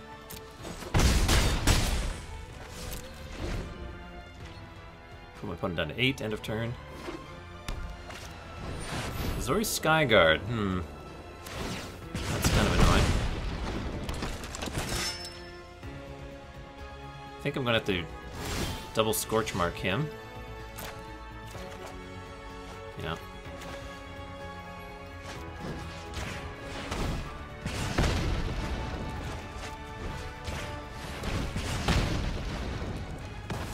And attack with all these dudes. Grab that for blocking.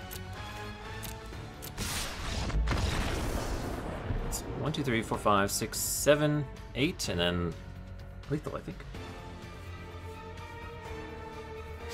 So it's sort of an Azorius deck. Flyers. It's got the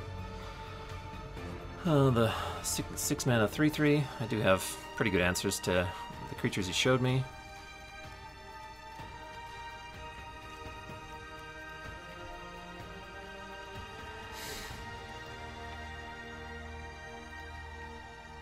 Spikeable Acrobat could be a fun one. Don't think I need to go all in on that. Could take, like, bring in a drill bit or something. I think we're fine, as is. Scorchmark wasn't great there. He played a bunch of... He played a 1-3 followed by 2 3-3s. And he could have further 3 toughness creatures starting on turn 3. So maybe I'll cut a Scorchmark for something. It's possible he has the ability to punish Scorchmark pretty heavily.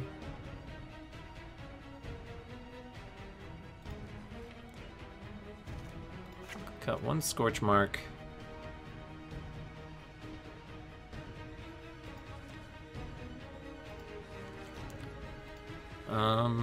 Let's bring in the Acrobat.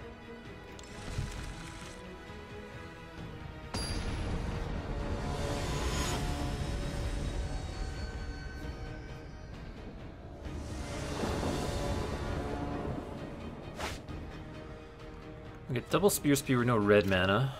Skew the Critics, which is good. Blade Brand. The fact that we can't cast anything makes me a little gun shy with this hand. If we don't hit red mana, we can't do anything. I think I'm gonna mull and try and do better. This is a similar situation, but at least we have the Scry to try and hit our black mana, so I think I'll keep this one. There you go. Rakdos Skill Gate right on top.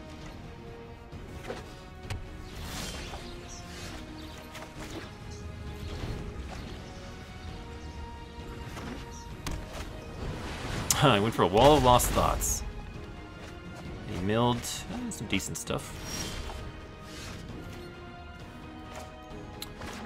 I could play the Menace or the Death Touch. I think I'll just play the Death Touch guy. Because if he plays like a 1-3 next, then at least the Death Touch can attack.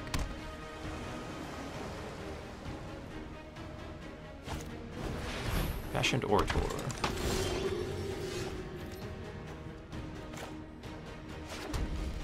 That'll gain him some life. I think if he... I think I might skewer this. I do have 2 of them, yeah. I think I'm going to Spectacle, kill off the Orator. And play the Trumpeter here.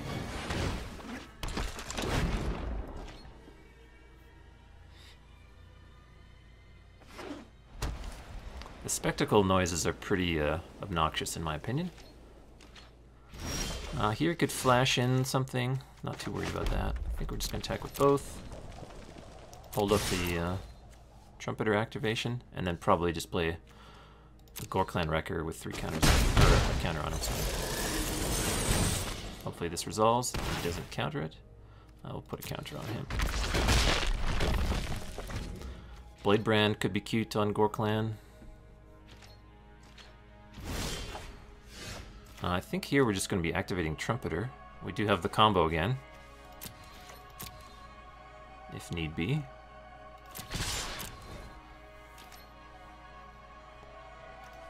Yeah, he can't block.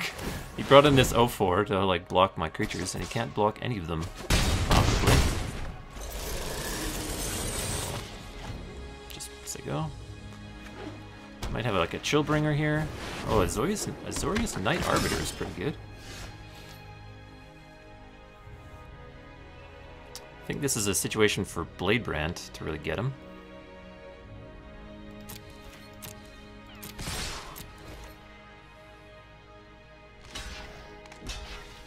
Yeah, this is gonna destroy my opponent. These are only black mana.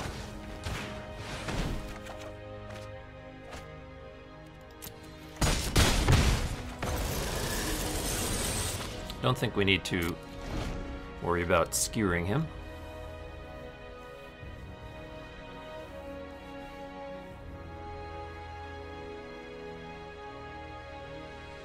Ideally we draw another second black so we can do 2 things.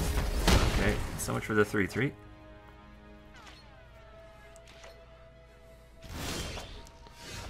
There's a Vindictive Vampire. He pairs really nicely with the Fireblade Artist. Let's attack with my dudes. And I'll follow up with the Vindictive Vampire, I think. Might get countered? No.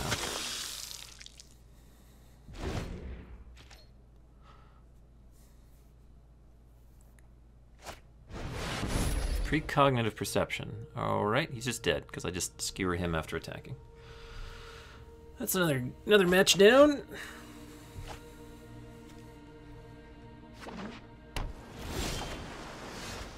Oh, we do our double black as well. I guess I'll go ahead and play the Fireblade Artist just to truly demonstrate how doomed my opponent was.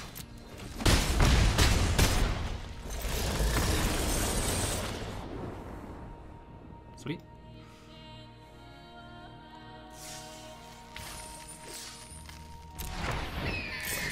That's 3 wins. We have lost 1 game in that round 1 against the fight card.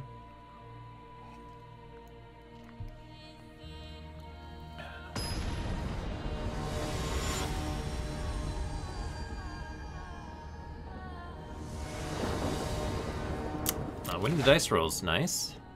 And this is a fine hand, if a little mana heavy. Get to do 1, 2, 3.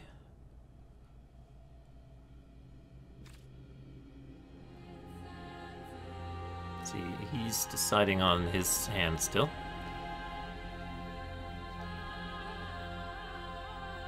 Goes to 6, 5, 5, 5. Oh. No real reason to favor one land color over another in that spot. That's a fair number of lands.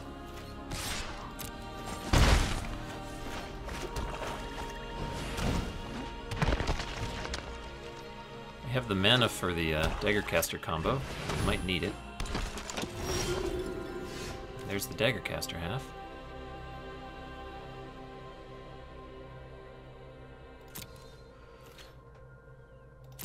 Both. Yeah, it's probably smart. Just get the Footline Fiend off. I have to put a trigger on the stack before his thing can resolve. Go ahead and play our Roustabout.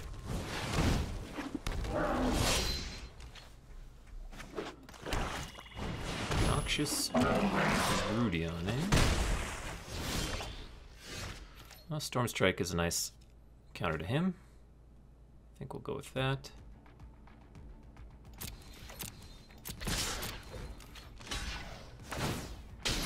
And we still get 1 damage through, which is nice.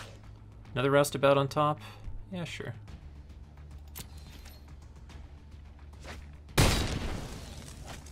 Play our lands, they go.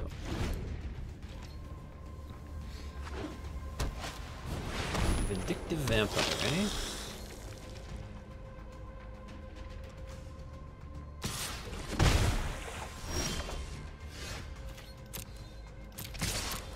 He can trade his Vampire, yeah. I'll still get 1 damage through.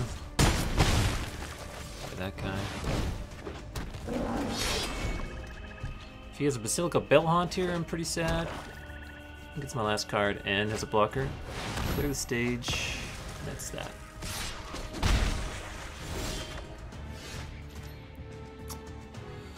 I think we're not gonna wait around any longer. I'm just gonna play the Daggercaster. Get another creature into play.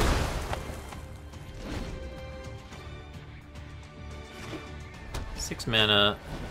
There's another Oligarch. Scorchmark is the perfect answer to that. Hopefully he doesn't have anything else. Oh, is Daggercaster dying? The deck is dead. Okay. We'll Scorchmark this Oligarch. Doesn't no counter because of the exile trigger thing.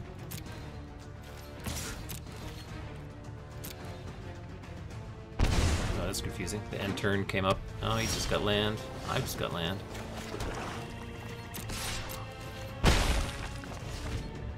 I have a few ways to end the game from here, so... Okay, so now he's going to be only taking 1 damage a turn. One of my... So he's dead next turn. Unless he draws a very big creature or gains further life. Actually, he could drain me. Okay, that creature's dead. Spear Spewer?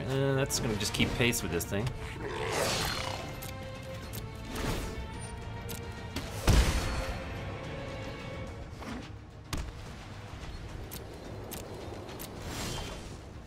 There's a creature. Nice one at that. 6 mana to activate this thing. This thing I can... I should have played my land there.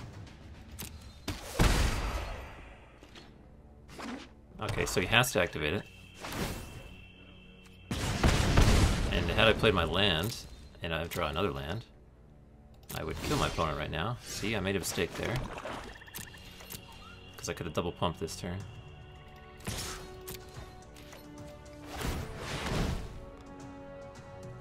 Opponent has to drain me for 4. Go up to 7. Take 3.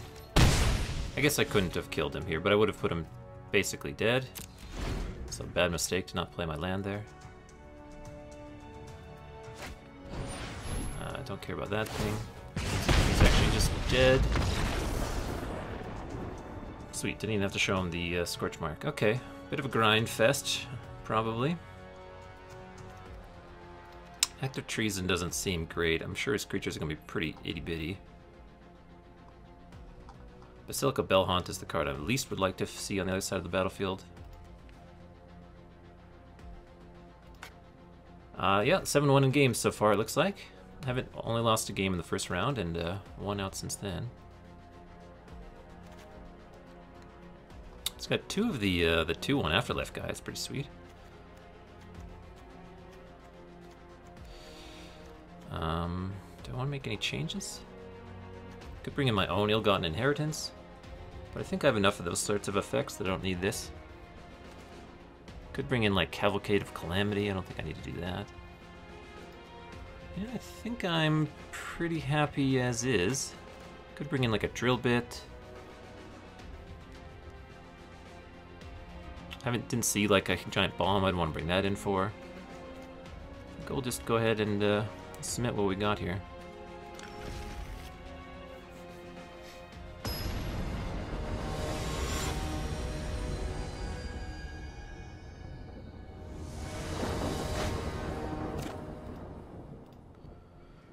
What do we got? We got a good one, I would say. Yeah, I'll keep this. Probably don't get to deploy the Footlight Fiend on 1, just because our 2-drops and our we want to be able to hit 3 on 3. So I guess I'll pass up the opportunity to play a Footlight Fiend here to make sure we get our black mana out for the next for the other cards. Go ahead and attack with Fireblade Artist.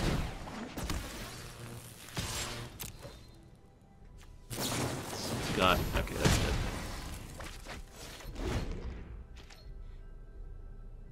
Does he have a 3rd land? He does. And an Imperious Oligarch. Okay.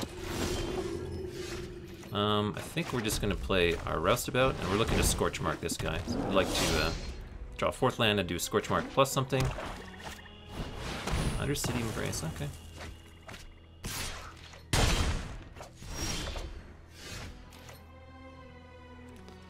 I think we'll Scorch Mark that guy and play a Footlight Fiend here.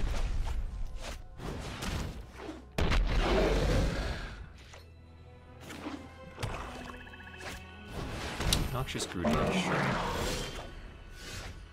Here I'm just going to play Clamor Shaman with a counter on him.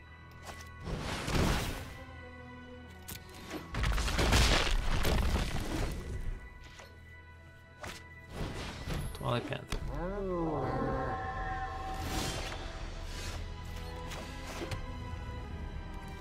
Just going to skewer the Grudion.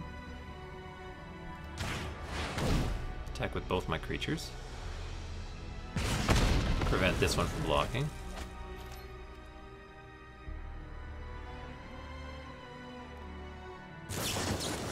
It's gonna make me sacrifice? I'll sacrifice the Fiend. Deal 1 to his face.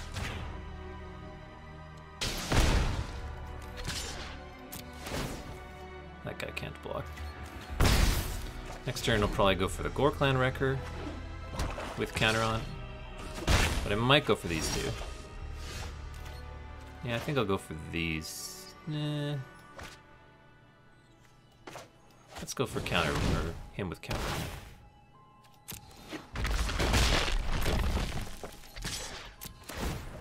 If my opponent was a much lower life total, obviously the haste is more compelling. What's going on here? You know, for that. Just more lands for the old opponent. I think he's gonna be in a rough shape.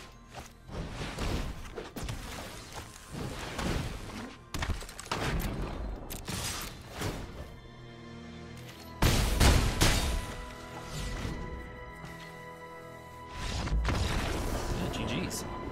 Make that 8-1.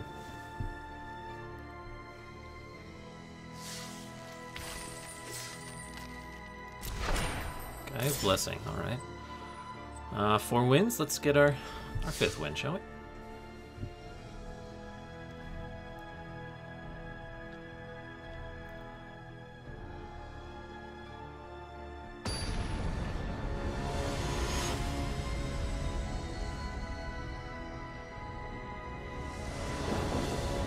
Winning the dice rolls is good. Yeah, I made draft look appealing. Well, yeah, when it comes together that well for you, it works out pretty nicely. Yeah, this is not a great hand, but I think I can keep it. It's got our colors. It's got a 1, a 2, and a 3.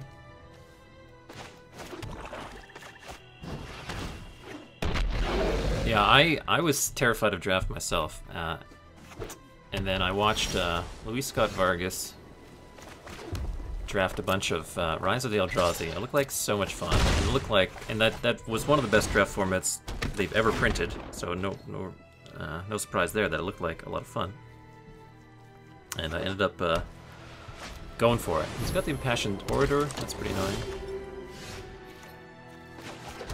Don't really want him to gain any life if I can avoid it. Kind of hope he trades for the Footlight Fiend here. But I don't think I want to skewer it. I think I'll go for a Roustabout here. And it's my preference to not trade any creatures until I Vampire out. So let's see what we do this turn. Senate Courier, gains a life.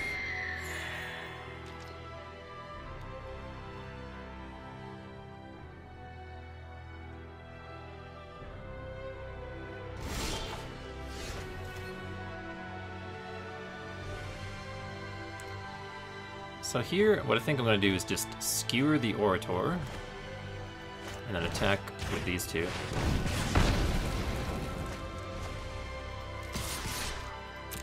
Get in for 2 at minimum, and presumably he blocks here.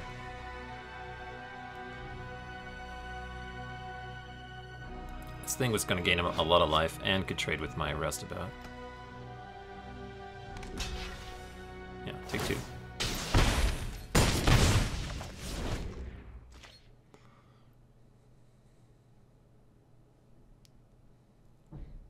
Kind of hope he doesn't get to add much more to the board here.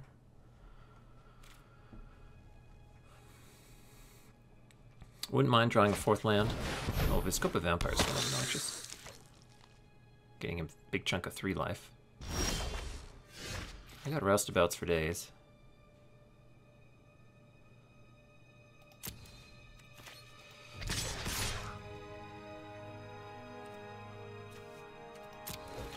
Looks like he's going to gain some life here, and I'm not going to wait around for Vindictive Vampire. I'm going to just trade in a Roustabout and play another one. Can't do this block. This thing is Menace. So you can either single block the Roustabout, or double block the Trumpeter. Probably single blocks the Roustabout. So he goes to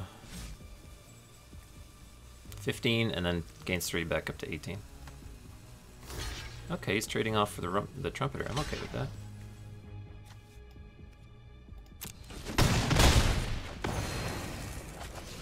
Play another one.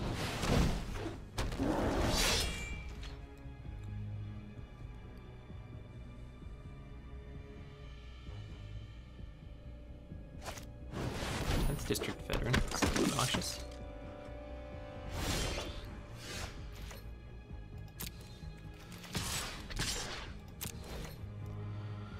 Trade off another one. Would much rather have a Vindictive Vampire in play while these trades are happening.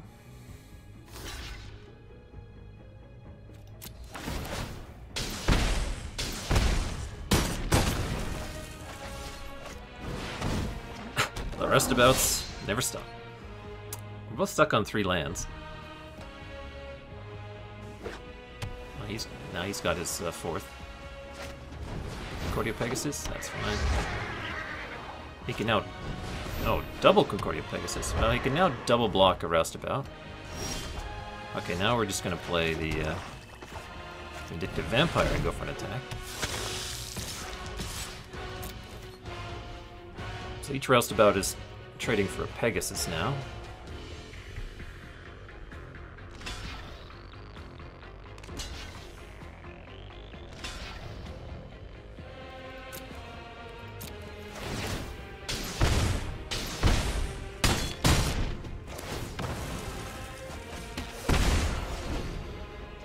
Alright, we're still doing okay. It's sort of grinding through my opponent's life total. Night Arbiter's a little obnoxious. Now the roustabout attacks no longer seem very fruitful. Here I'm just going to play a Core Clan Wrecker with a counter on him.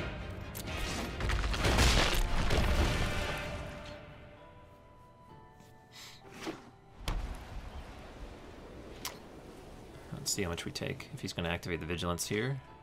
Just 2.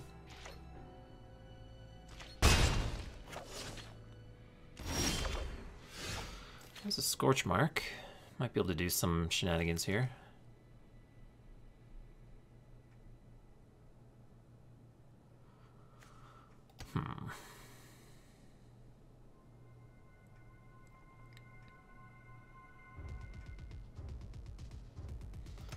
So I can literally cast... No, I'm actually a red short of casting everything in my hand. My opponent's got 6 mana up, so he could have some scary stuff going on. But basically, Stormstrike plus Scorchmark might be able to do something. I think I'm not going to try some crazy Gore Clan roustabout attack, Stormstrike, Scorchmark play until my opponent's got a little bit less mana out, so I think I'm just going to go for the Spear Spewer in this spot.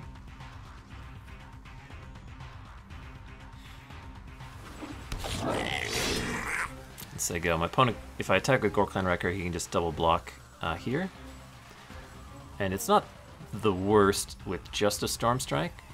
I attack, he double blocks a Senate Courier and Azorius Night Arbiter. I put the Senate Courier first, Stormstrike him to first strike that guy down, and then sort of bounce off the 2/5. So it's like trading a Stormstrike for a Senate Courier. But if my opponent has like anything that goes horribly awry, but maybe it's worth doing. I talked myself into it in the end. If he puts Concordia Pegasus there as well, it doesn't work very well. Oh boy, he's got Angel of Grace. Yikers. Well, if he puts Angel of Grace in front of him as one of the blockers, I can kill him at least.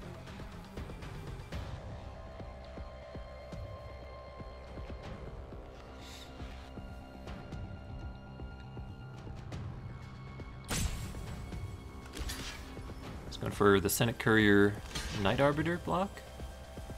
Okay. Go for the Stormstrike here. And scry 1. I think Fireblade Artist. Yeah, that should be fine. Fireblade Artist does 3 damage each trigger.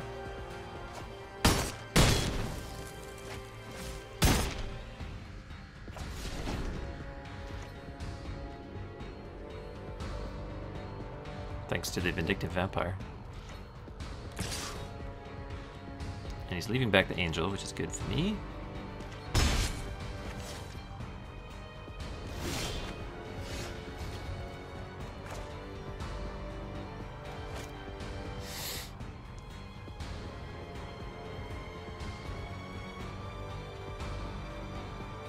I think we're going to attack with Gore Clan Wrecker again, because I wouldn't mind trading Gore Clan and Scorchmark for one of these creatures that's dealing damage to me.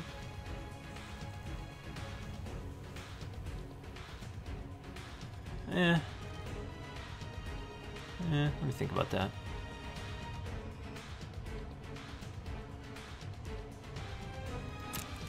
I think I'll do it.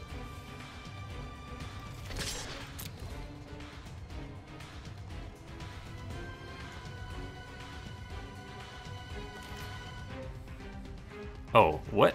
Doesn't even block it. Oh, he's gonna have the... Oh, that's crazy. He's scared, baby. Now I got the Fireblade. Hopefully this resolves. I put my opponent under a very quick clock with the Fireblade Artist. He takes 4 damage a turn. He's actually dead 2 turns. Prying Eyes. Okay. If my opponent gets Angel of Grace into the graveyard by some means, he can exile it to gain 10. Or to go to 10, I should say. Gaining, like, at most 9.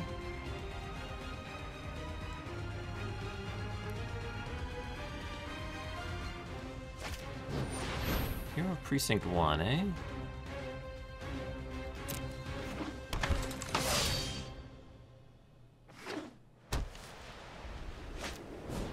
And Azorius Night Arbiter. Yeah, that's life. Double Night Arbiter is pretty swanky.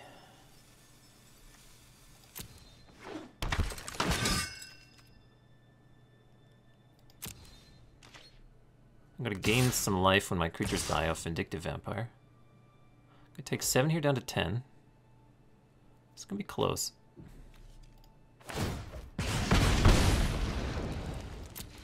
Down to 9 actually. And my opponent does have 9 damage, but I'm gonna gain some life off Vindictive Vampire. I'll sacrifice the Footlight Fiend. Go to his dome, put him to 6, and then 2, and then 1.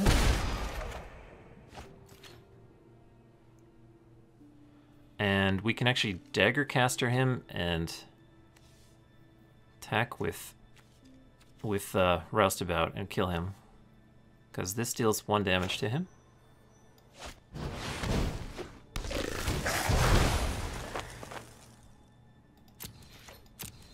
And we can just attack with... He's no lifelink. Yeah, he's attack with not Vindictive Vampire. Yeah, Vindictive Vampire can even attack, I think. I don't have to risk it. Because if a creature dies, which one will die, or he'll die, or if Reckless Roustabout connects, I get to Spear him for the last point.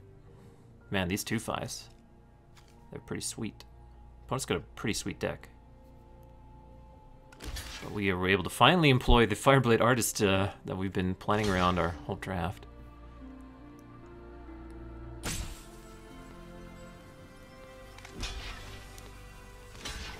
Not even going to let combat damage happen.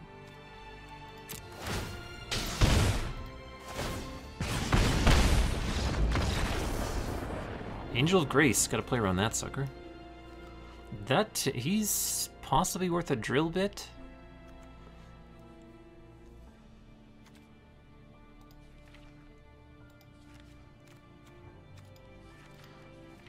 I think I bring in the drill bit against the Angel of Grace.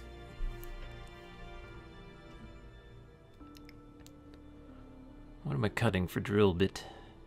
Another situation where Scorchmark didn't seem super awesome. Opponent had a lot of 1/3s and 2/5s. He did have the Hero Precinct 1 and the Orator, so there's still some Scorchmark value.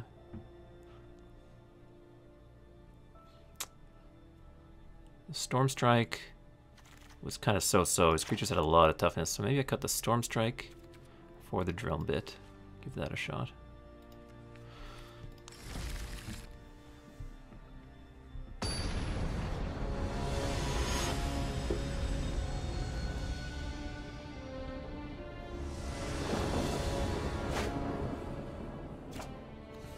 Dead Revels. This is not a great hand. I could have maybe cut Dead Revels. My opponent is more likely to have like some exile removal, but I think we can keep this. We're looking for the combo here.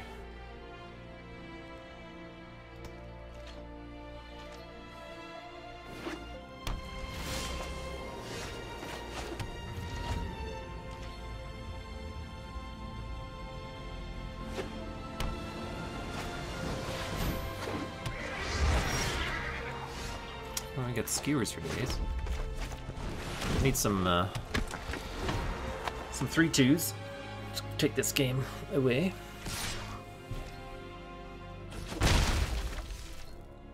have an Orator or some...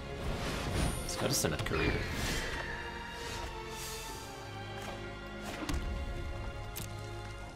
I think we're just gonna have to skewer this Pegasus. I think it'd block it.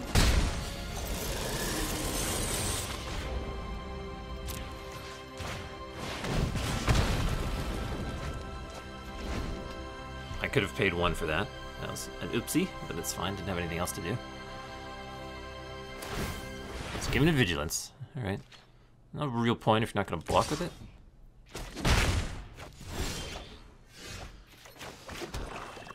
Yeah, I flexed.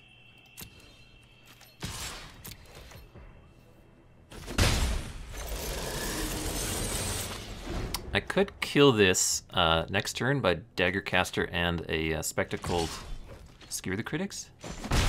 That does remove the combo.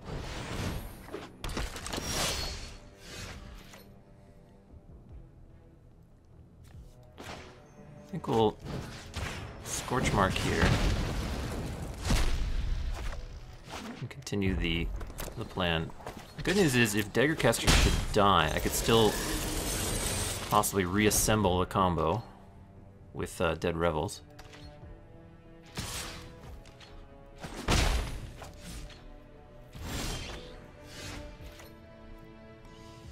Yeah, I think we're gonna go for Orzhov Enforcer, and then we're gonna go for Dagger Caster, Skewer, kill this thing off.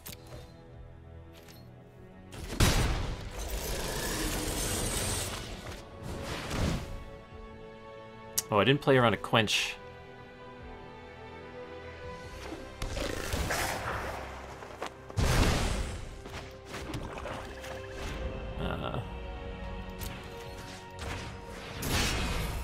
Does he have the counter here to kind of blow me out?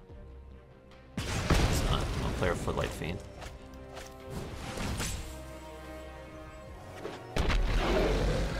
We're sort of empty-handed now. But hopefully my opponent's stuck with a lot of 5-drops in hand or something. Syndicate Messenger is obnoxious.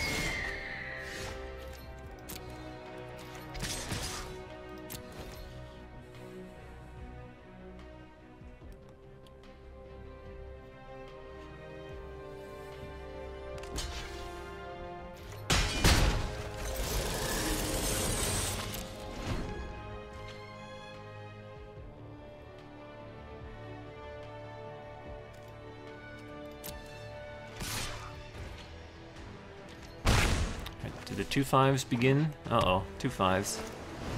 Yeah, these guys are brutal. And we're drawing a lot of lands. Can't block this. Guess I just attack.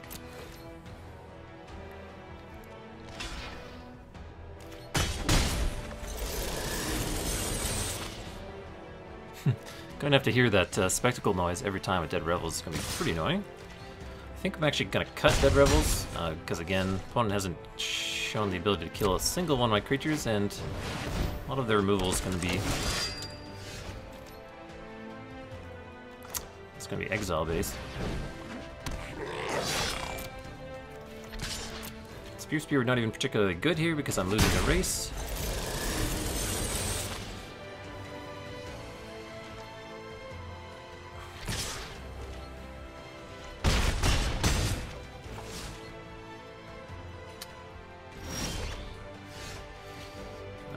Go to the next game. Luckily we won game 1, so we can have a shot in game 3 here. I think, now that I think about it, good old Spikeal Acrobat can come in. He's a decent attacker into a bunch of 2/5s with Vigilance.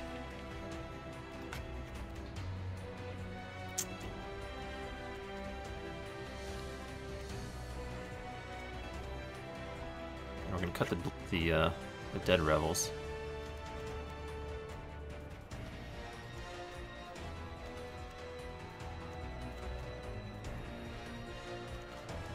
I think that's the only change I want to make.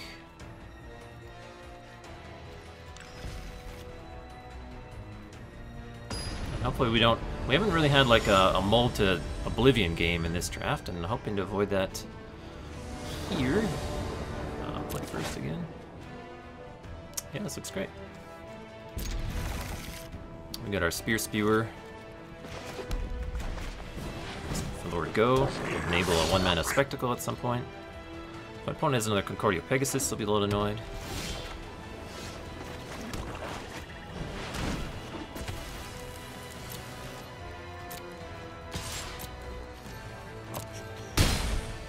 If he has a Concordia Pegasus, am I going to Grotesque Demise it? Fashioned Orator. I think I'll skewer the Orator. Well, let's think here. You can turn down the sound effects? Yeah, I guess maybe I will turn them down a little bit. Good call. So that's not ambience. It's not voice, it's sound effects. I think I'll go to like there. I think Grotesque Demise, I can kill those 2/5s with that. I think I'll just go for a Skewer Spectacled on the Impassioned Orator here. This one for 2. I think we'll see about my Gore Clan, whether he gets haste or a counter. Hero Precinct 1, eh? Decline.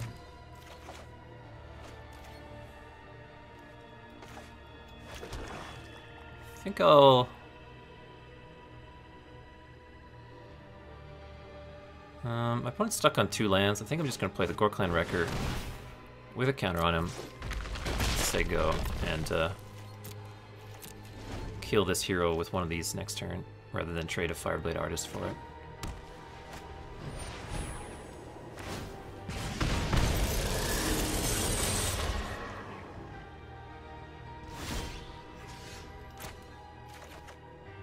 Nice Dagger Caster.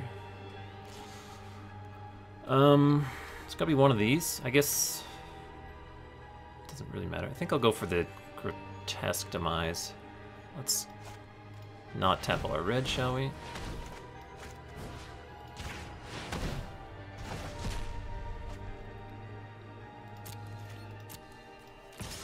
Attack here. He doesn't have the pump spell because he would have countered the Grotesque Demise with it. I can... I think I'll leave Fireblade Artist untapped, just to avoid him getting eaten by the Summary Judgment. There's his first blue mana. Ping.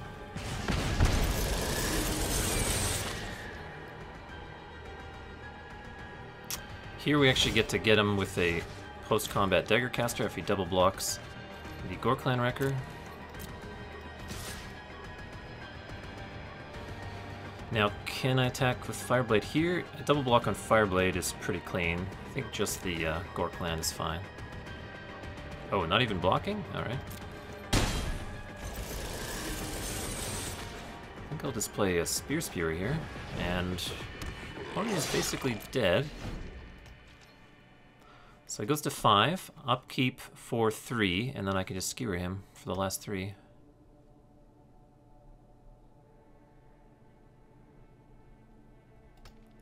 Unless he has a way to gain a whole lot of life right now.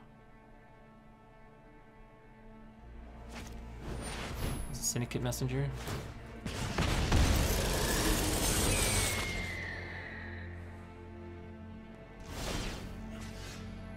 Even decline to sacrifice.